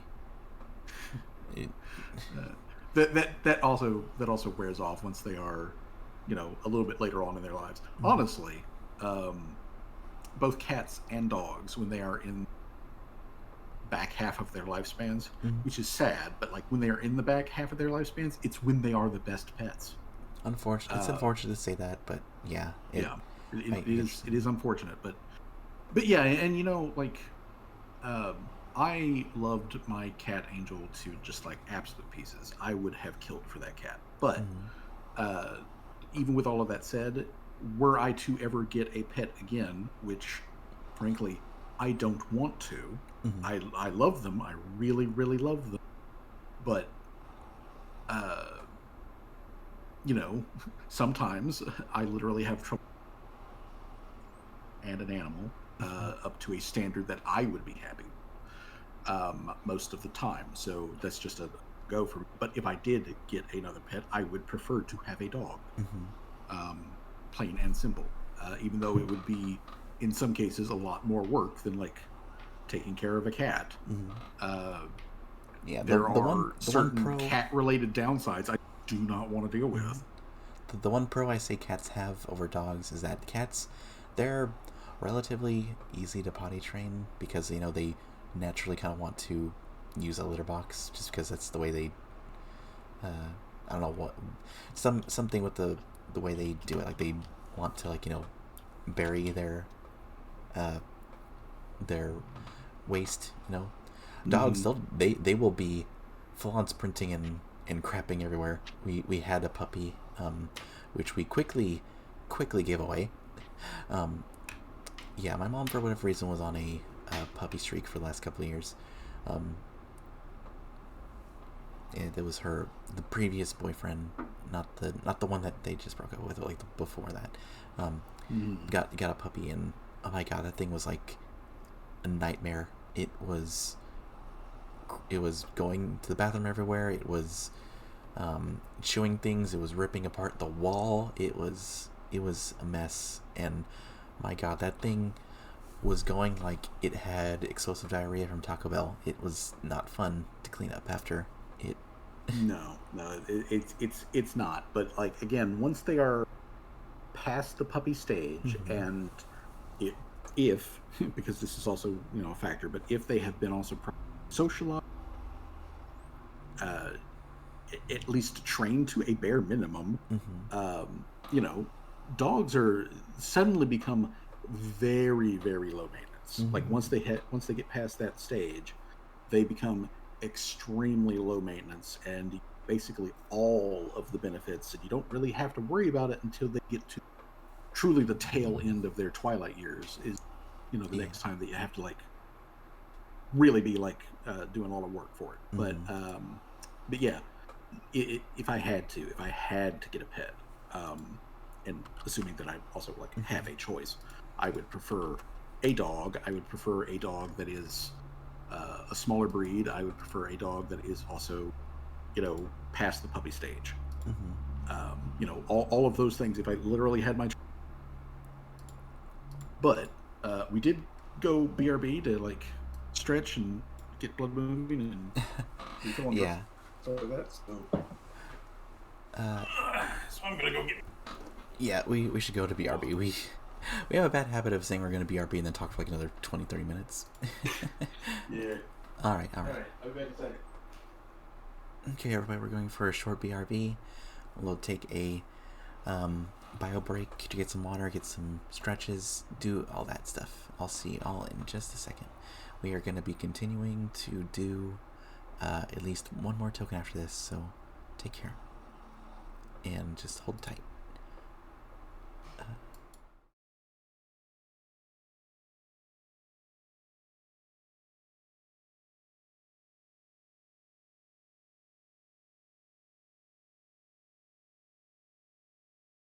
Made to deliver award-winning security technology. Made to connect and protect every device. And made to keep your business network your business. Spectrum.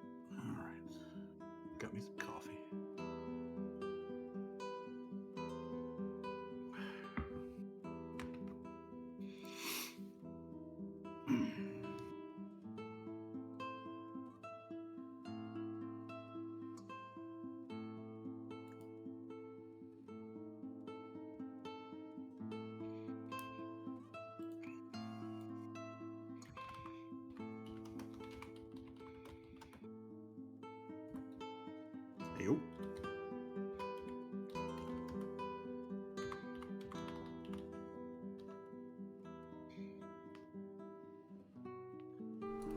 Alright.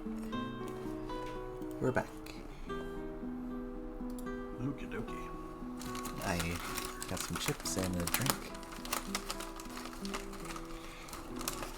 I'll use that one first thing and get something to eat, like for actual dinner later. I have a cup of coffee, and while I was in the kitchen, I opened up a little thing of like granola chunks with like some semi-sweet like chocolate chips in it, and tossed back some of that. That was very tasty. Oh, you know what sounds really good? Frito pie. Oh yeah, I just get like a bag of. yeah. Frito pie would like hit the spot right now. Okay, guys, gonna end the stream early to get some Frito pie. Well, I mean, we have been going on for. How long has it been? We've been 4 going hours. for almost 4 hours. Yeah. Yeah, that is pretty long for me. I don't know.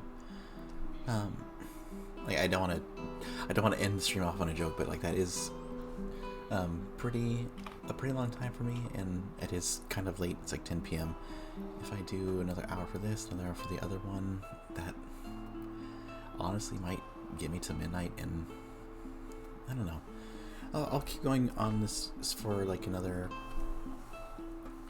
30 minutes or so, and we'll see how I feel. If I'm feeling a little tired, I might end the stream early, but I do want to keep going, so.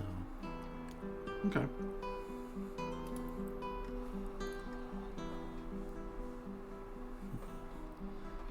But you were saying about Shock Mommy's design? Well, like, pardon me, I had a bit of granola stuck in my teeth.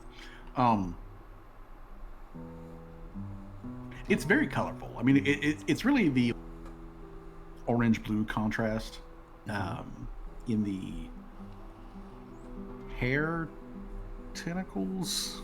Not sure exactly what that deal's going on. I know that they've they're got like, the tentacles, third yeah. eye. Okay.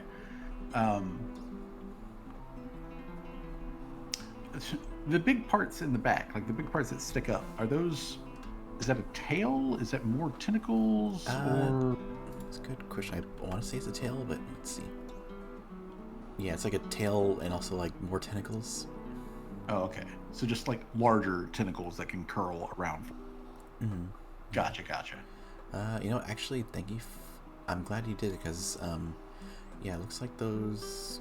What would you call those? Like, these things over here that are kind of like sticking out. Those actually aren't part of them. I think that's just more like a flourish.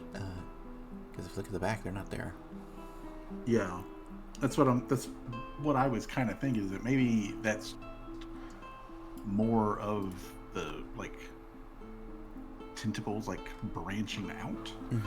I also do like that not only do they have that like gradient contrast going on there with the orange, but on the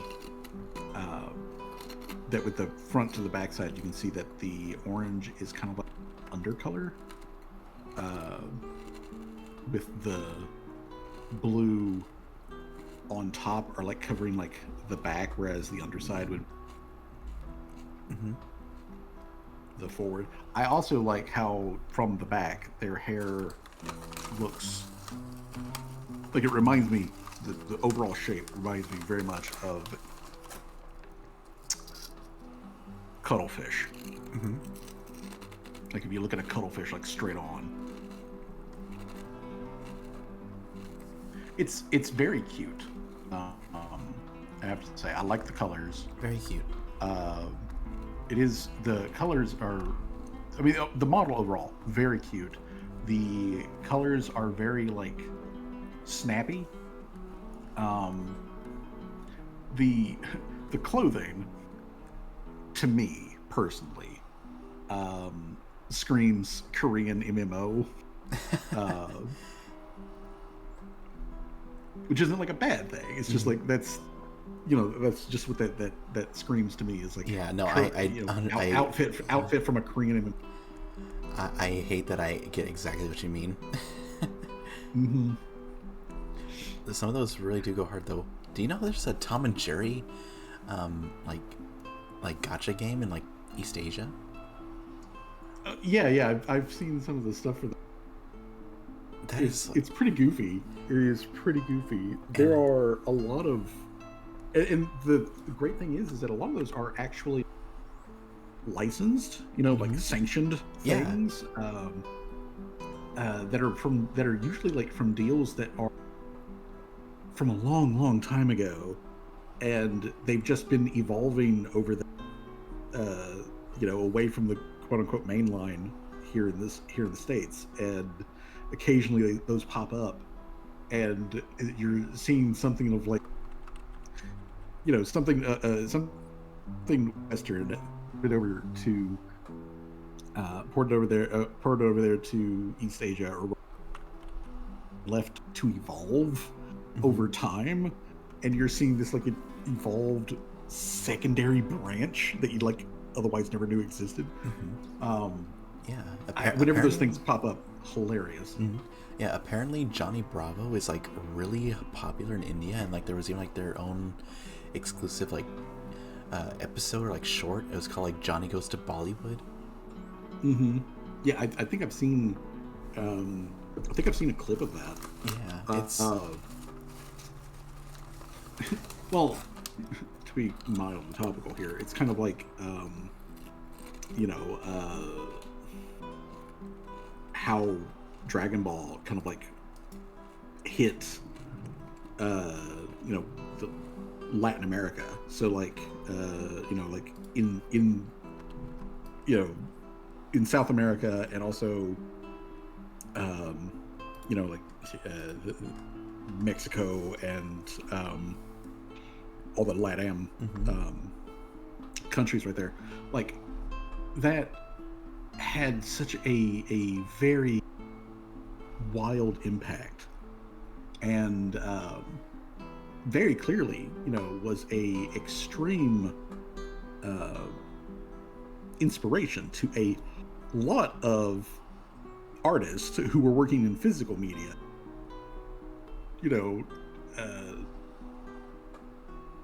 It probably actually couldn't have even pursued a like try to get like legal permission to use Goku's likeness on like their restaurant or whatever. They just did it anyways. Yeah, like Takira Goku or something like that. Takira Goku, and like those things are they're wonderful to me. Like when I see things like that, they just it can be corny, it can be cringe. What it says to me is it says passion, like just an absolute love for the thing itself.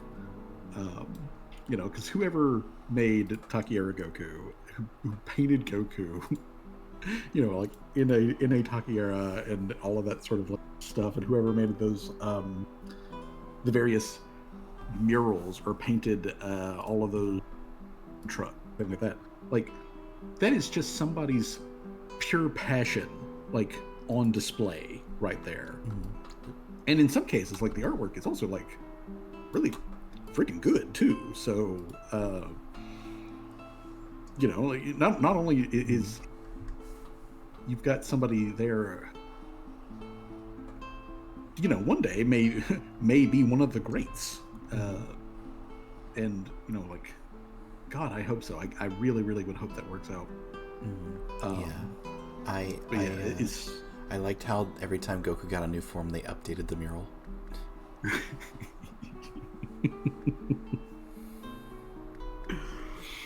Oh God. Well, that was certainly a weird move on Toei. on Toei, and I assume Toriyama had to sign off on it. some form or fashion. While it was definitely sort of a weird like thing, I'm glad that them just constantly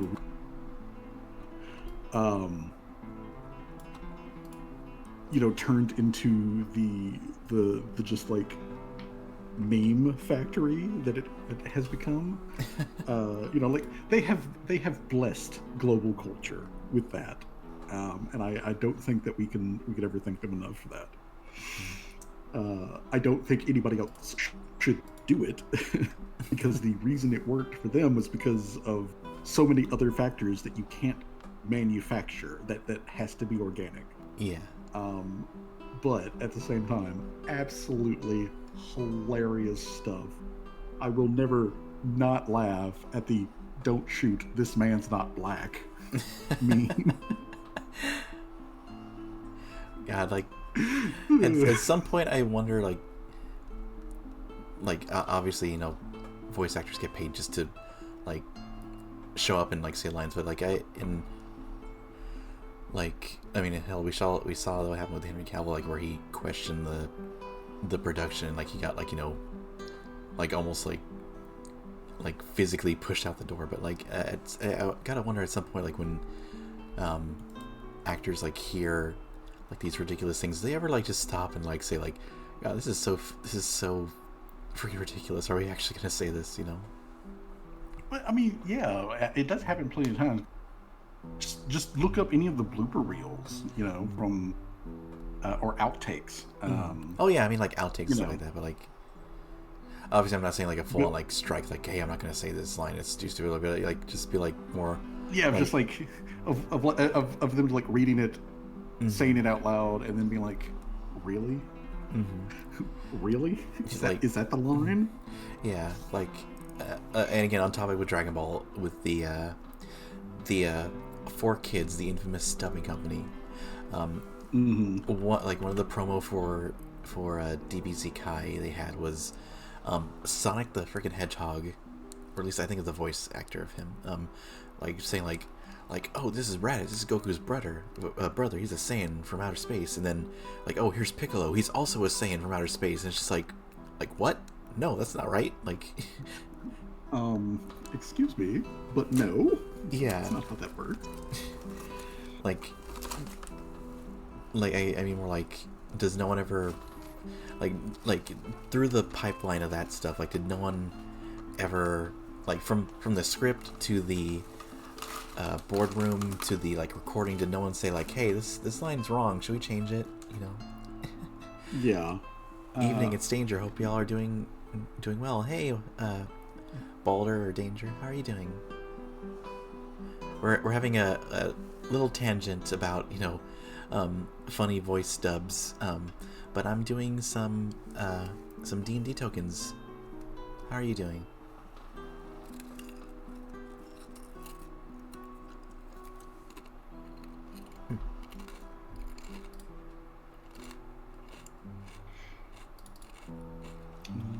Here's the one we did of Melissa, and here's the one we did of Lewis, but we didn't really quite finish this one, so we're gonna come back to this one. But for now, we're working on this one. This one is this avatar is by Shogmami. Sick, doing good, trying out a new drawing tablet. Oh, awesome.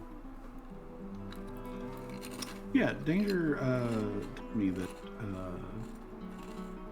that he was getting into trying to get back into, like, art and do some drawing and stuff. Yeah, hell yeah.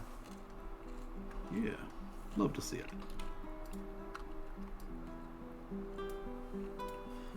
But yeah, I'm just trying to, I guess, like, not flex, but, like, stretch the art muscles, exercise the art muscles, That is essentially what I'm really trying to do with this, like, whole set or series, whatever you want to call it. It's really just me trying to get better at doing these kinds of things, Yeah, which you should. And from what everyone's telling me, I'm doing a pretty dang good job. You are. I can confirm.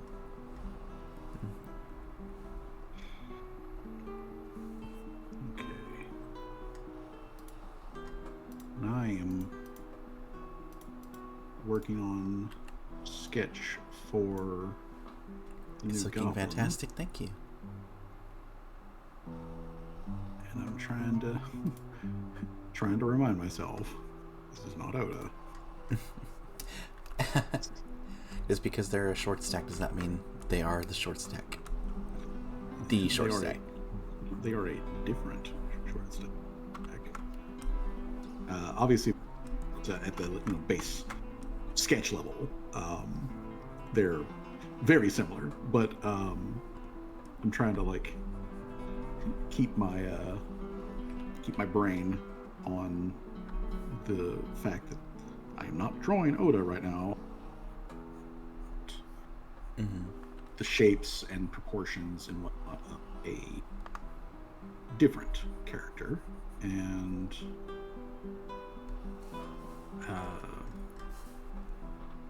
what I want to do with this particular sketch is to show them with their potentially their standard gear, or what do they wear when they're out doing adventure and stuff, that kind of thing. I really do, honestly, like the fire lance that I gave them as a primary weapon, which is just a spear with a to and then have a belt that has the big ammo for the fire lance on it. I thought that looked really good. All the rest of the clothing that I did for that first time go around was just them wearing basic pants and a shirt. On the character sheet for them, they are also equipped with a armored cloak, and they also have gauntlet that has a foldable shield that is attached to it. So what I want to do this time around is I want to have them standing there wearing the cloak with the gauntlet and whatnot, to just kind of show off the gear, that that sort of deal.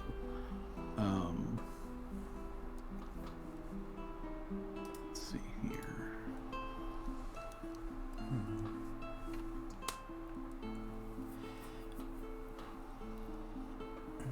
Right, man. You were. I think you're right though. I think I do need to go back to the main mannequin, and at least have the rough indent of where the eye should be. It doesn't have to be it really doesn't have to be anything super detailed. It could just even be a dot or a line, or a dash in it. Yeah. But, it's just something to make sure everything's kind of consistent. But, oh yeah, I think that will do wonders. But speaking of wonders, I think I did a really good job with this, at least the rough sketch of this token, though. Oh yeah, really, it shines through. I'm really happy that the little eye is coherent or readable, in between the little hair thing. Yeah, I was watching a very brief clip from one of their, assumedly from one of the streams, that zoomed in on the third eye there to show the animation with it, and they even had it so that it was set up to blink, along with their regular eyes. And it is very much like a like a ray essentially turned sideways. Yeah. And when it blinks, it was a very interesting animation that was very like whoever rigged that particular model did like a very good job. Yeah, I definitely think that they did whoever did their model did a good job, because it is just a treat to look at. I guess is that the right way to say it? Like, it's just very vibrant, very. It's. I don't want to be weird about it, but like I just want to give them like a head pat. Essentially, they just look adorable, and they are a lovely streamer, and I do enjoy lurking in their streams from time to time. I think it's just our schedules don't really line up a lot to like where I can really watch their things. I think the only reason why I lurked in their Pathfinder game the other night was just because I was like up at like really late, like getting ready to pack and head back home here, so it's unfortunate. But it's I'm sure things will smooth out and work eventually for me, with the whole getting my own place and moving out and just this whole art and streaming thing in general. I have faith that things will get better. With Asana, Oh, Yeah. and right as I say that, I get an ad. across teams and track status. Isn't that that checks out. That's what That's how it works.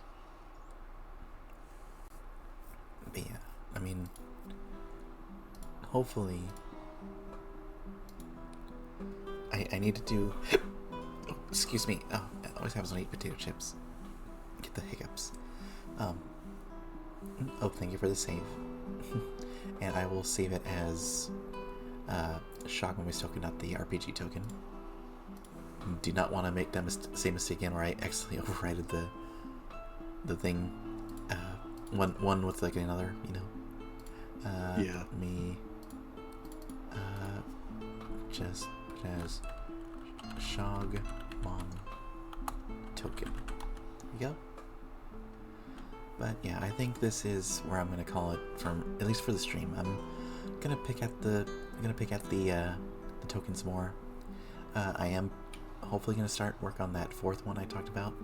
It is gonna be for Phoebe Bane. They are a goblin VTuber that is all about Pathfinder, and I just nice. I just really like their energy. So I picked them as the fourth person. But yeah, it is I did a lot of work today. I'm proud of what I did. We finished Good. Melissa's token, which again I think looks really nice. Like I like the thing I did with the flask and everything like that too. I like the again the Lewis's token. It's like it's almost there, but like it's just missing something, or like something's just slightly off. Yeah, I mean, I agree with you. I think it looks good, but there is, something just slightly off about it. Maybe it's the colors, maybe it's the pose, maybe it's the feet. I don't know, the little talon claw thing. I don't know, but I'm sure I'll get it eventually. Oh yeah. I just need I to. think so. I just need to keep at it.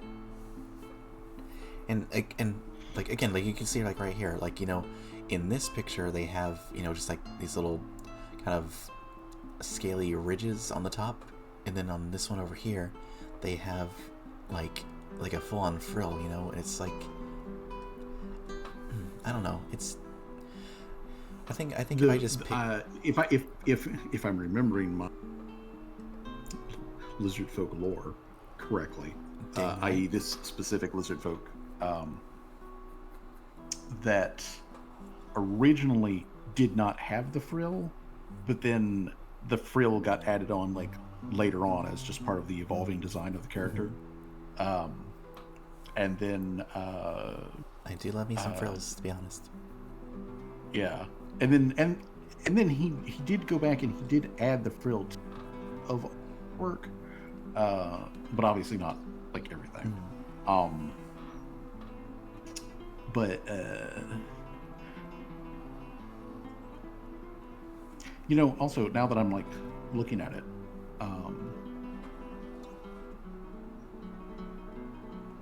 it might, and this might just be like a small thing, but it may also be that the head is too large. Okay. I'm sure coming at this another, like, getting this another swing might help with that. Yeah. I think that's definitely a comeback at that later thing. But yeah, I mean, like, it's real close. It's close. That's real close. I think that's the frustrating thing about it. Is like it's good. It's like it reads as the character, but it's just like slightly off in like just like the smallest way that like it's frustrating. But I'm sure I'll be able to get it if I just keep at it. But yeah, we did that.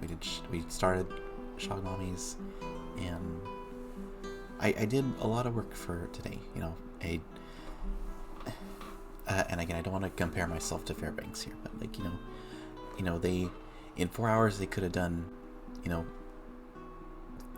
3 to 4 tokens, you know, like from scratch, you know, like I say scratch, like from the template up and colored and you know, and that's just more their current skill level, and like that's probably after they had, you know, years of practice and attempts like this, like these, you know, and just drawing over and over again, just getting better and better. You know, I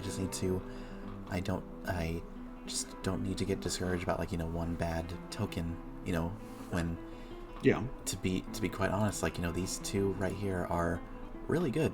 I will admit that these are really good.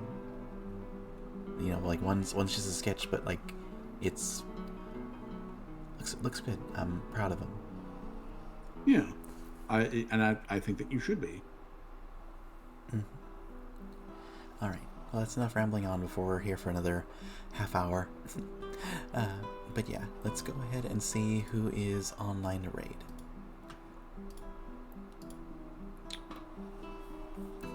You know, it would be poetic if Shogami was online, but I don't think they are. They weren't when I checked earlier, but yeah, they would be.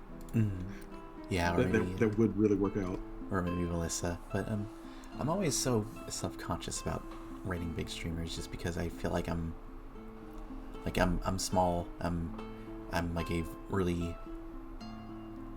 tiny fish to like a big shark, and like they're not gonna really like notice or care to, you know, like say thanks or give me a shout out, you know. And again, I'm not just rating people to get a shout out and to get, you know, more followers and all that stuff. I'm just like, it's just more like, I don't know. Yeah, I know exactly what. It just makes me feel kind of icky or like bad, like embarrassed. I don't know. Yeah, and that's not like that's not a bad thing or anything like that. It's a very normal, like, human, you know, kind of like feeling. Because I know that like on Twitter, you know, somebody like tag me, share, and I'll go on there to participate, and then like it's my, you know, and I'm having to pull out like, you know, accounts of that I follow that I want promote into the art share and whatnot, and you know, like there are certain accounts that like I will not tag because they're like already big artists, so they don't really quote unquote need the exposure. Yeah. And also, you know, like I don't want to tag them frivolously. Yeah. Like where it seems like you're trying to, like, you know, suck up that attention that they Yeah, got now. you know. Which that's That's definitely what I think or worry.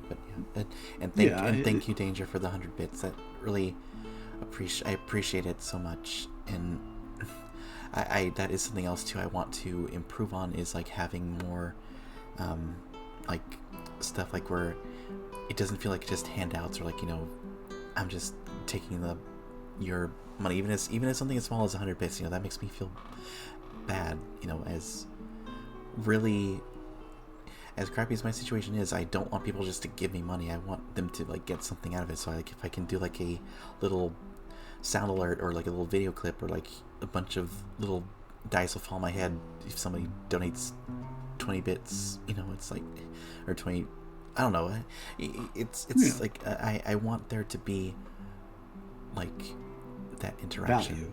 Yeah, or value. Yeah. You got never been on value, Twitch, so I'm glad interaction that means something. Yeah. But and I'm okay, we're gonna be here forever if we don't stop. We're just gonna go around in circles, just being like patting ourselves on the back here. Just be like there. All right. Let's see. We have Professor Lambio. Okay, they're actually the ones that inspired me to do this series. Actually, they are a artist that does what do they call it, like parrot pals. They draw VTubers as parrots, and that's what kind of inspired me to do this thing, like where I draw VTubers as, you know, D&D tokens. Oh, nice. Do you maybe want to say hi to them and shout them out, or raid them? not shout them out. Oh wait, oh no, their stream just ended. Damn it! Literally just ended. Damn it. Okay, well, that's a shame. Well, I guess we can just see who else is online then. We'll just do a d20 or roll the dice. I mean, there's also the redeem if somebody wants to choose, but let's see. I would choose, but also at the same time, I don't. Alright, there's Nightman, Signing Cade, Yoshi Cakes, Mama Oko, River Bard, KCVT, Menagerie, Rigamorp, Lexi90, Serpent. Shadow Prince redeemed it for Cat Puff Gaming. Alright. There we go. Thank you, Shadow, for picking for us. Alright, so let's do the raid. Yes, thank you for allowing us to offload decision making. And here's the raid message, guys. If you don't have my emotes, you can use this generic one instead, or use your own. Just use the words, whichever you're more comfortable with. But we are going to be rating Pat. We're going to be rating Cat Puff Gaming. So,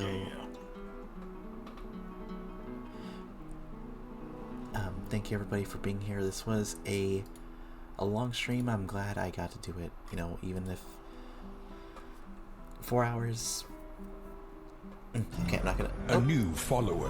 Hey, Danger! Thank you for the follow. Or Balder, whatever. Which way you prefer me to call you? King of Balder or Danger? It's. I appreciate it either way. Thank you so much for your support. It means a lot. You know, even the people that are just lurking in chat, not even typing anything. I appreciate you all so much, and you make this worth more than enough for me. Thank you. Can you change it a minute? Yeah, no worries. Alright, everybody, we're gonna be rating. Have a good one. Have a good night, and I'll see you tomorrow for the Path to Happiness campaign with Fuzzy. Yeah. Bye. Bye-bye.